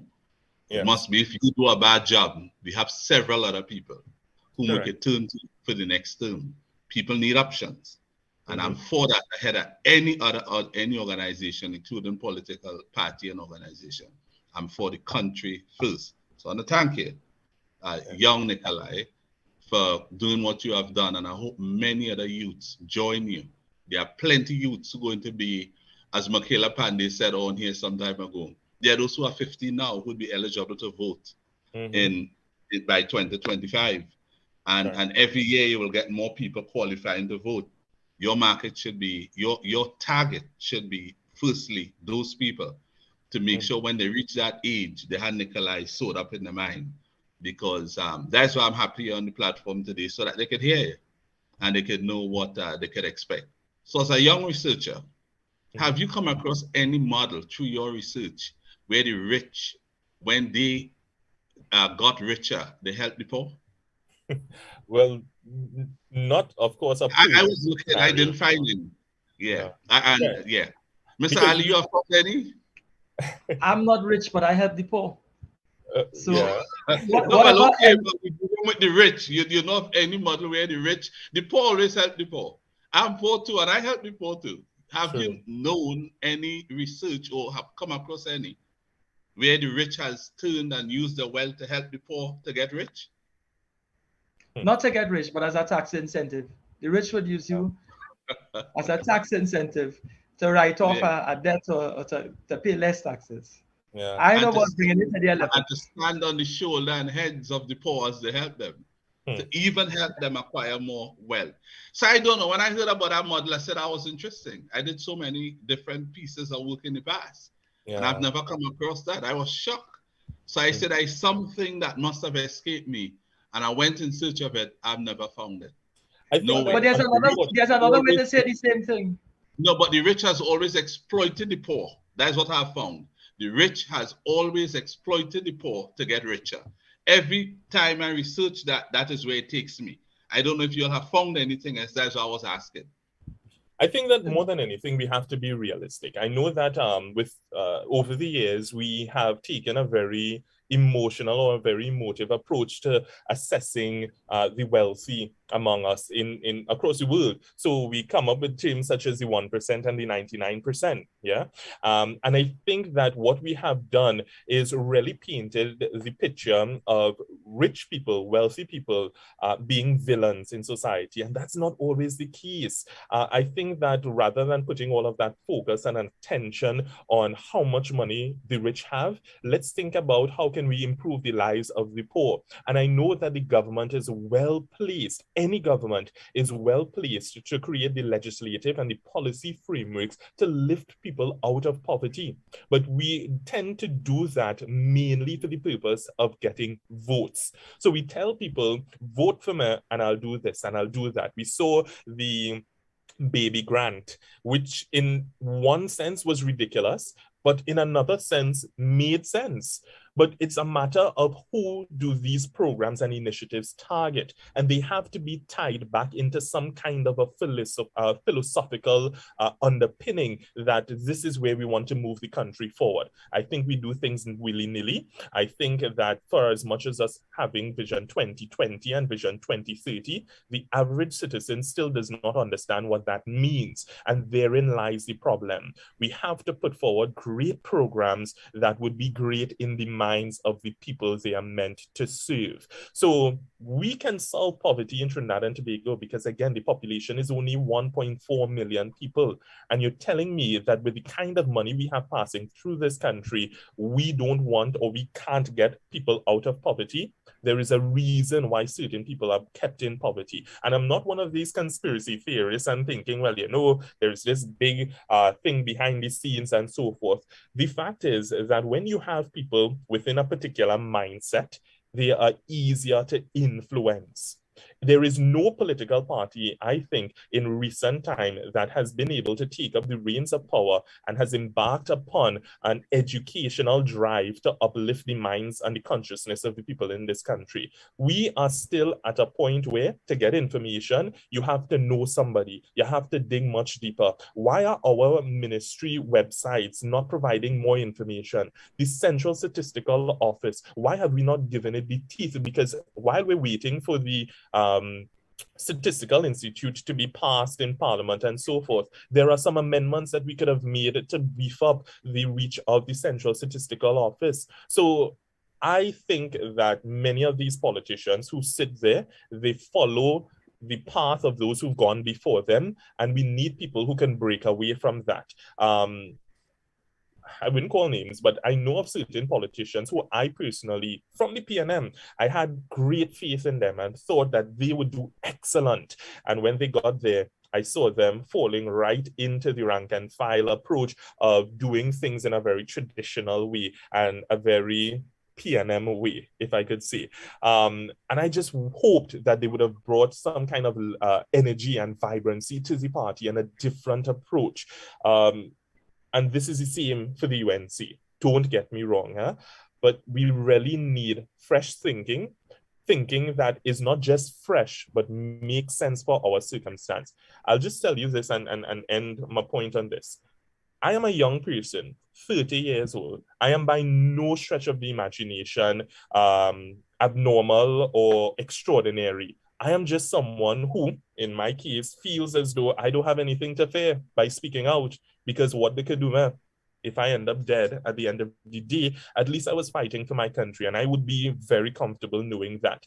But there are many other young people who have the education, the experience, the skill set, and they are not being given a chance or an opportunity to put that into practice.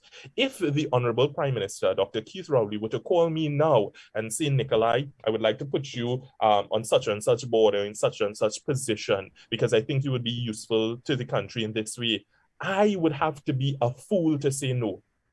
Because this is exactly what I have been fighting for.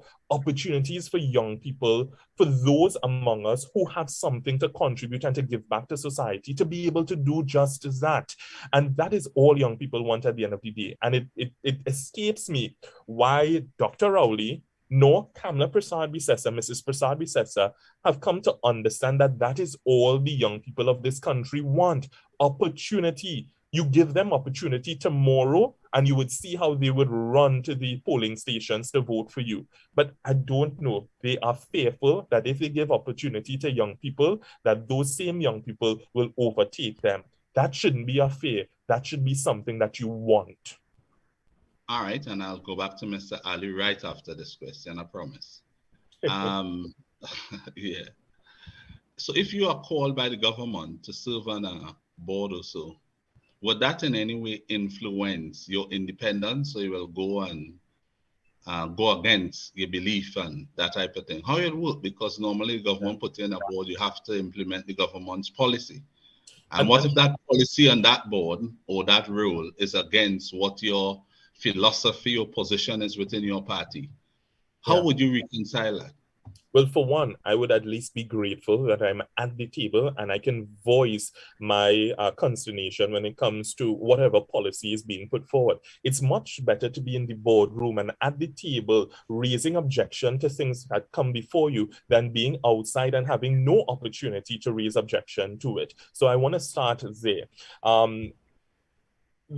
issue is that we feel people who sit on boards, and thankfully, I think the Prime Minister has actually made a case himself for us putting people on state boards in various entities who do not belong to the party to which the government is tied to. He has talked many times about having a UNC. We know that the public defender under the Office of Attorney General is a former UNC senator, I believe it is. And we have other cases. It should not be about politics. We have a problem where we tend to put people who are not qualified for the positions in positions on boards and so forth because of their support for the party. How about, let's say, you have X board. Let's look at the country as a whole and think who are the best and the brightest and who would do justice to it. And at the end of the day, it will make the government look better. So I just can't, for the love of me, understand why it is that rather than taking an approach that at the end of the day will actually make your government look good and your Prime Minister look good, but it may cause you to lose some political points within your party. But at the end of the day, your party has a much better chance at staying in government because people will see it as being independent and, not independent, but they would see him as taking an objective approach to how we develop this country. So again, I will take the offer if it were to be afforded to me, knowing fully well that my goal at the end of the day is to leave whatever institution that I am introduced to in a much better place than I found it. That's the agenda at the end of the day. I know Mr. Farid Ali has some questions for you still. Mr. Ali, I give way. And thank you for your patience. You have been a fantastic host. It was a pleasure listening to you lead off the show. So let me see you take it home. Richard, we have him in our hot seat, so we must ask him. Mm-hmm. Yes. The Progressive Party, Nikolai, mm-hmm. The Progressive Party, you must agree that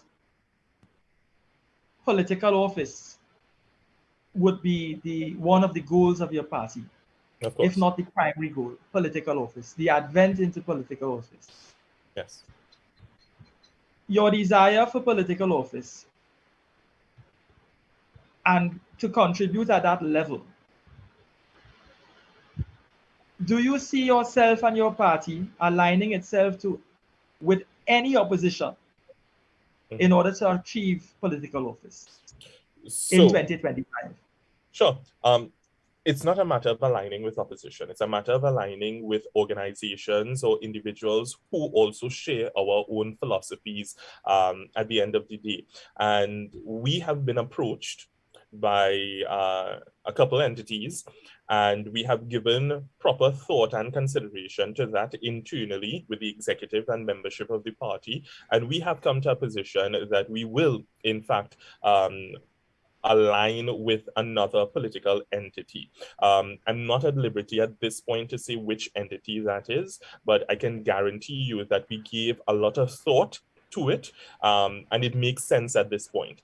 Does that mean that the Progressive Party is going to lose its face and so forth? No. Because in our negotiations or in our talks, that was one of the things that we wanted to maintain, that the Progressive Party will continue to have its own identity, but also we see an opportunity to contribute to something that is even larger than ourselves. So yes, we are very open to the idea, and there is something in the works. I'll leave it as that. Have you considered the fact that in our political history, factions that have come together fell apart for various reasons? It happened with the NAR in 86. It happens with the partnership. Are you of the view that another alignment, another alliance can hold it together based on the experiences of the past? Do you think that the parties that whoever you're speaking to, or whoever you think that would come together, do you think that there is enough know-how on the table to keep it together in order to present itself beyond a single term? Sure. So one of the things that you said there, which stood out, and I think is the most important thing, has to do with looking at the experiences of those who've gone before us. I think that there is a lot to learn. And we have surely learned those lessons because we discuss it very often within the party and so forth.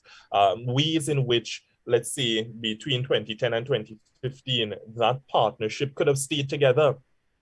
And we have seen in the past where other opportunities, where some of those partnerships or those coalitions and stuff could have stayed together. It has to do with not joining forces for the purpose of winning an election. It is about joining forces because our political ideologies align. It has to do with understanding where we want to take Trinidad and Tobago, and understanding more than anything that you have to court these parties or these individuals, these entities, before you get into a marriage with them. And we have not been able to see over the political history of Trinidad and Tobago where prior, and I'm not talking about a year before or months before an election, but significant time prior to the election, we saw parties coming together for the purpose of putting out into the public domain a vision for how the country can move forward.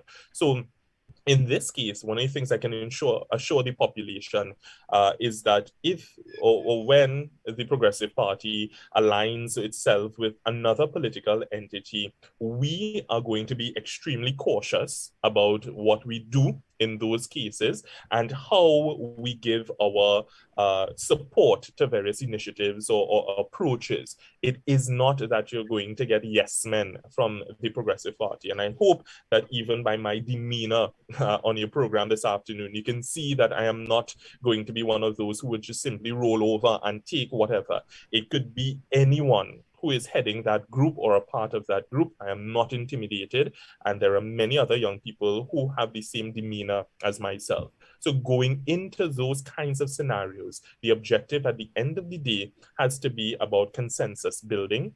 And if we look at my background, for instance, my undergrad, my bachelor's was in communication studies, my postgraduate diploma and master's in mediation studies, and then I'm pursuing law now. But when we look at mediation and communication, I think those are some of the skill sets or the characteristics that a leader should have.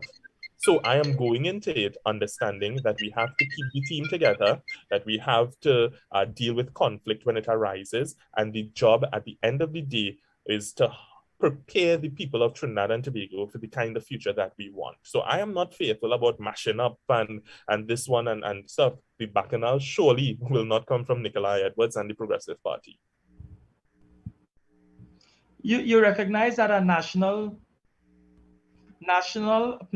party and ascending into political office, that you can't ignore the Tobago element. Of course. And how does the Progressive Party, or in what way does the Progressive Party intend to engage Tobago?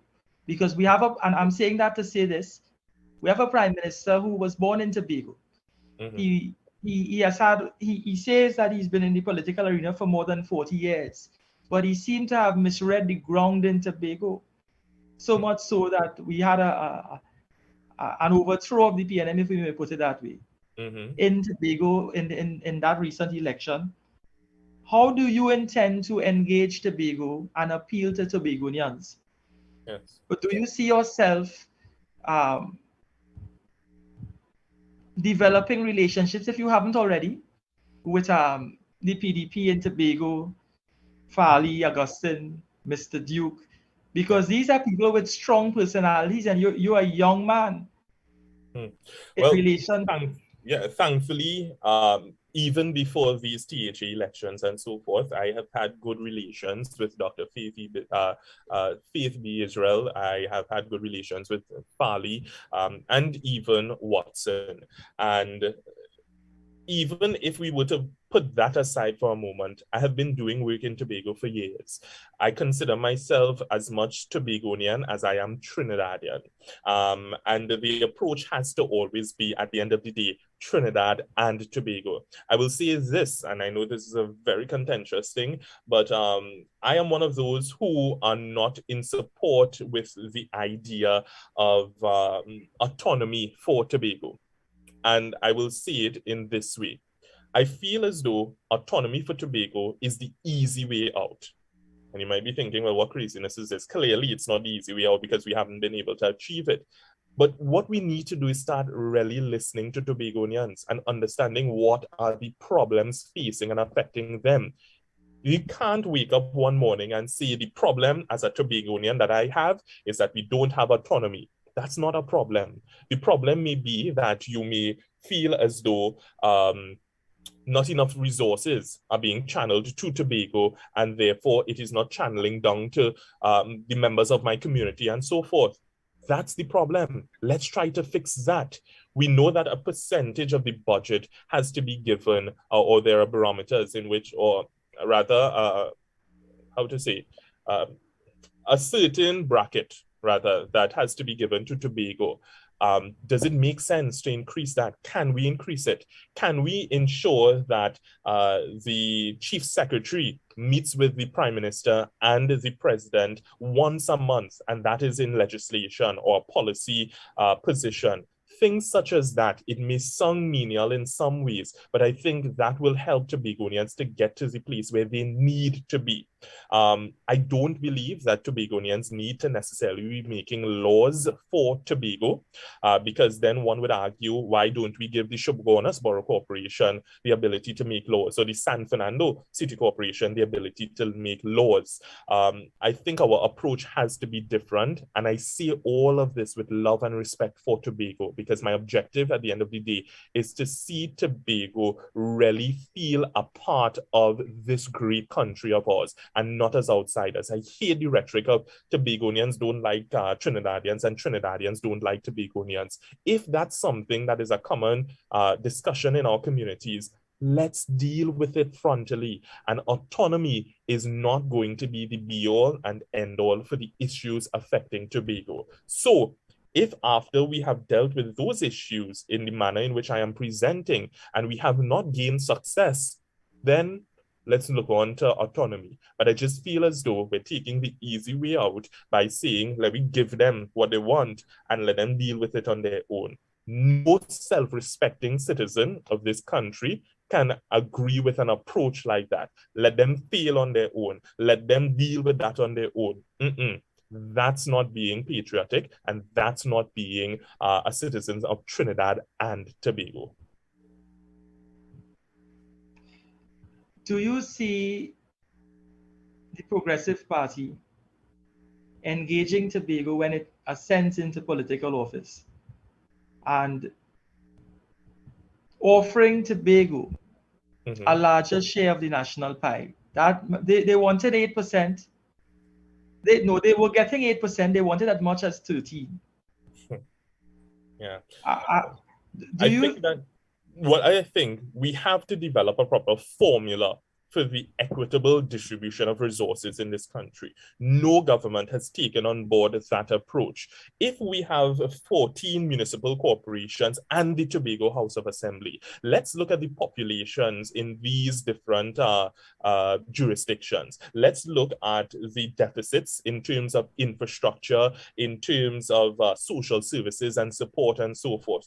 And therefore, we can come up with a formula by which we can properly, equitably distribute resources. So to say simply that 8% or 30% might be enough for Tobago, I am not qualified to make that statement right now. But what I would say is that I do not believe nationally we have taken on board an approach that would actually see constituencies, that would actually see municipal corporations and so forth receiving their just dues. You have uneven development taking place in and across Trinidad and Tobago. Why is it that we have some municipalities growing much faster than others, and in some cases municipalities being very regressive?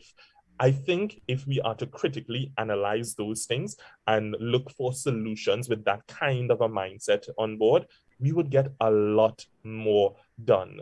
So 8%, 30%, again, I'm not qualified to say which one works best, but if we are talking about giving resources to Tobago, we have to think about giving resources across the board. We saw in Siparia, it was Siparia, I think, that they didn't have enough money to purchase diesel.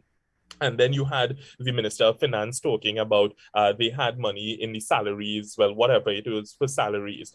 You and I both know that if monies are allocated toward one thing and you have to prepare for that, that's what it's there for. You should not be dipping into it while the government is putting money behind all kinds of other projects and initiatives. Let's be honest with ourselves. We do not equitably distribute resources across Trinidad and Tobago. The marginals. Yes. We have the Progressive Party. You're from South Trinidad. I would imagine that you would be focusing yourself on I don't want to say you're based in the traditional sense, but you are based physically in South. Yes. Are you all seriously considering making or putting candidates in place throughout the East-West corridor to seriously contest those marginals? It would be the Progressive Party wants to put forward candidates in every single constituency across Trinidad and Tobago. We are not a regional party insofar as our focus is just on San Fernando, and we've seen such parties prop up over the years. We know that Gavin Nicholas has his entities there, and they would have been looking at, I think, the 3 Diego Martin seats or so forth. You had Louis Leasing with the Port of Spain People Movement looking at the Port of Spain seats and so forth. The Progressive Party is not taking that approach whatsoever. We are a national party. But the challenge is, and you would imagine, we don't have resources, and I make no qualms in saying that, very honestly. If you go into the Progressive Party's bank account right now, I think that we might be happy to have $1,000 there or $2,000. And I'm being very honest because the population has to understand how these things work. I may have all the energy and vigor in the world to move Trinidad and Tobago forward, but if I don't have the resources, all of that amounts to nothing. And I know that we have conversations where when political leaders are interviewed, one of the questions that is asked often, what is your membership like? How many members do you have? But we don't ask these things of the PNM and the UNC. Yeah? We are now starting up. It was only 2019 that the party was formed, and we are at the point right now where we have to think very seriously if we can go it alone, if we need resources elsewhere, and who is willing to give us resources. The representation of the People Amendment Bill, which was introduced in the House in 2020 and has not really gotten any kind of progress thus far, I think that is monumental legislation because it will start seriously talking about resourcing political parties. It will start talking about registering political parties, because I hope the listeners understand that political parties in this country in a serious legislative way does not exist.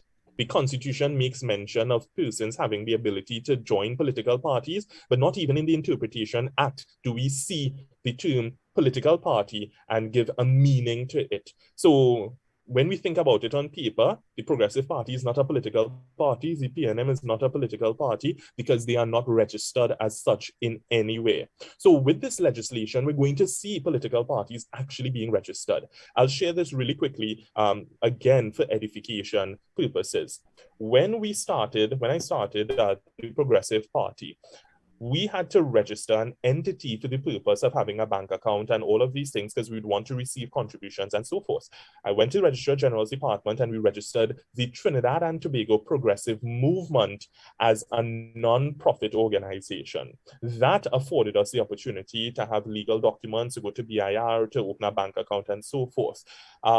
Many political parties do not take that approach because they are not aware that they can take such approach. So all I'm saying is that we are struggling for resources just as the next alternative political party, and we have to level the playing field. This legislation, I think, would help in doing just that. And for now, we need support. We need people who just care about Trinidad and Tobago and who share our political ideology to come forth. Don't expect us to have everything in place and in order. And we will be the first to tell you that we don't have everything in order. And that's why we need people to come on board.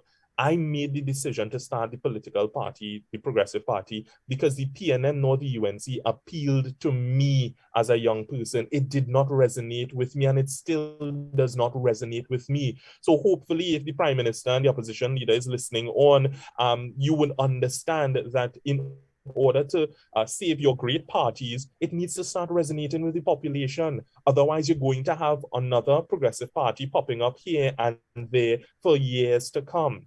I think that we need to really focus our attention on understanding the needs of the population, which we are involved in that exercise continuously as the Progressive Party, and then you put forward your action plans accordingly. All right, I know that Mr. Ali normally will go with us up to 6, and we were to stop some time now. But when you have a new political leader of a new political party on the this platform, I think it is only fair to give such a person, how should I say, enough time so that people can understand what you represent and what you stand for, to help other people take and make informed decisions as a result of informing them about what you all represent and what you stand for. I think it was really good, but I did ask you, as we bring it to an end, ask you about the government. I can't stop there. Final question, and then Mr. Ali will give his final words and we wrap this section up. So my final question, then we are through, would be to the opposition side. The UNC has fought the last 3 general elections. They have a strike rate in 1 in 3 out of the last 3. They won the first one and they lost the other 2 in succession. What do you attribute to 2 consecutive defeats of a party? An issue with the leadership of the party. And I'm not just leveling it at the political leader or that one person. It's all the individuals who make up the executive. Because if they are condoning a particular type of behavior, then they are all complicit. And I think that the leadership of a party that has been successively failing needs to really ask itself. I'll draw the point to the Tobago PNM Council. I think that the members of the executive did the honorable thing there, and they stepped down because it was, of course, a washout that we saw there. But apparently in the entity that you're talking about, that you're referencing, they don't seem to understand that they are the problem. In order for that entity to really and truly pick back up steam and be seen as a party that people are willing to vote for, it has to change its strategy and it has to change its leadership. Because you can have the body or the shell of the PNM and the UNC and rebuild those entities into great parties. But the leadership of those parties are the things holding them back. And I know I'm sounding very much like, you know, I would quicker talk about the other parties and what they could do to better themselves. But that's the kind of level of discussion that I think all political leaders need to have in this country. Because if we had that from the onset, I may have been addressing you guys in a different capacity, not as political leader of the Progressive Party. But nonetheless, I'm very grateful to be here in that position because I think we do need the Progressive Party to move this country forward. Thank you so much. I'll ask Mr. Ali to give us his final words for today, closing comments, and also to the political leader of the new party, the Progressive Party. Frontier. No, the Progressive Party. Simple. The Progressive Party. Okay, all right. Yes. Mr. Ali. Well, I don't have a question, but just some words of encouragement for Nikolai. I really admire the drive and the tenacity that you've shown through the years. I pray that you know when to leave and when to, in as much as you know when to enter the political forum. Yeah. What we have, the problem that we've had in this country is that politicians do not realize that they're not evergreen. They believe they can stick around forever and they will blossom in different ways and appeal to a aging and a maturing population in a different way. And that is a self-righteous position we as human beings on the whole find ourselves in, we feel that we will always be relevant. Yes. So right now you're very relevant. I wish you the very best moving forward, and I look forward to seeing the progress of the Progressive Party. But Thank you so very much. continue to reassess yourself and reassess your position, and know when to step in and when to step aside and allow somebody to move forward. Agreed. So thank you so much. And guys, it will be good to see where you are in a few years' time. Yeah, definitely. Let me just say thank you so much for the opportunity to have this discussion with you both this afternoon, and of course to your listeners. And I just want the biggest takeaway from all of this to be that there are young people across this country who are able, who are experienced, who are qualified, who want to give back to the country. And we need to think seriously about if we are giving such individuals those opportunities. And if we are not, if we find that we are not in our assessment, then we need to start thinking individually and collectively how we can support our fellow compatriots, because I don't want to say countrymen. So we really need to think about that. And I am positive that Trinidad and Tobago has a great future ahead of it. And it should be a future that includes every single one, regardless of race, religion, or anything of that sort. And that's the kind of society that I want to exist in. And I'm confident that in my lifetime, I would see that. And for those of you who are not confident of that at all, time for you to get on board, because you have a responsibility to get us to that point. You cannot wait for a savior or one individual to come and save the day. We collectively have a responsibility. So thank you again for the opportunity. And of course, listeners, you can look me up on social media, Nikolai Jean-Paul Edwards. You can follow me, shoot me messages, listen to the statements that I'm making and that of the party. And I do hope that we will get the support, because that support means support for Trinidad and Tobago at the end of the day, not just for the Progressive Party or for Nikolai Edwards. So thank you. All right. Thank you so much, Nikolai. Thank you so much, Mr. Farid Ali. Thank you all for a great evening and a wonderful show. I hope you'll come back on and break the news here when you're about to reveal who you're going to join with. Indeed. So that, remember we give it the longest run here. Yeah. But we also want to thank you for offering yourself and giving the country an additional option, which is what I think the country should always have. We have two dominant options, and we tend to move from one side to the next. I'm firmly attached to one side, but notwithstanding that, I'm open-minded enough to recognize that it's not the best arrangement for the country. We need 3 or 4, which would compel us to do better too.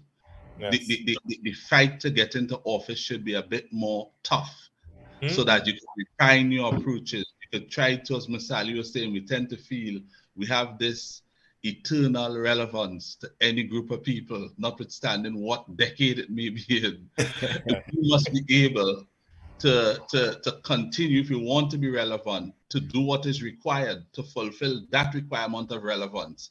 And in order for us to get there, we need more options to propel us to do better, which would end up resulting in benefiting more people in the country. We would have to work harder, you would have to work harder, the opposition would have to work harder, the other parties would have to work harder. And when you get such a party in office from out of that equation, whoever is in there would know that they have other alternatives right outside. If you fail, the people would switch. So when you get in, you're going to put your shoulder to the wheel, according to the great late Patrick Manning, and do the best you possibly can do to help propel this country forward. So thanks again. As a young, decent individual, bright, Daddy Mac always tell me, and he's here, you know, Nikolai, that you bad. Yeah. Say running for prime minister. If Nikolai down there, I going dumb, sir. You know, I appreciate that. Daddy Mac said a few words. You didn't know I was going to say that, did you? No, I didn't expect you to say that. But Nikolai, I've been following. Yes, yeah. I've been following Nikolai's vision and focus. I think as a young man, I was kind of surprised at the extent and the impact of what he says to you about young people and for young people. So I said, I am of that ilk. I I mean, I am not in the young society anymore to say, well, I'm linked up with young people to that extent at the age grouping. But I understand them, and I know to go forward, it cannot be no old school thinking. Correct. And Nikolai has had that ever since Nikolai did the first interview at Power 102 FM. When you were FM, in those days, I was so shocked and surprised. I said, geez, we have young people that know what they want Trinidad to be. And that could never be for the old stagers. I mean, enough respect to them. They've done their best, but that's it. That's their best. We have better. And the best to come will be from the young people. There's no bones about that. And I have this kind of heartfelt belief that you can do that. So I've always been talking about you, Nikolai. Thank you so very much. I Nikolai, really appreciate it. Yes. This is your biggest fan. I want to tell you, you're always on, because every political issue comes up, you remind our listeners there's a young South. There's a young guy in South. So Daddy Mac has been a major promoter of your efforts and so on. Let's see where it goes in the future. Yes. Thank you so much, Nikolai. Thank you so much, Mr. Ali. Wonderful show again today. Hope to have you back soon. Management will contact you as normal, but I did put into them, I like Mr. Ali. So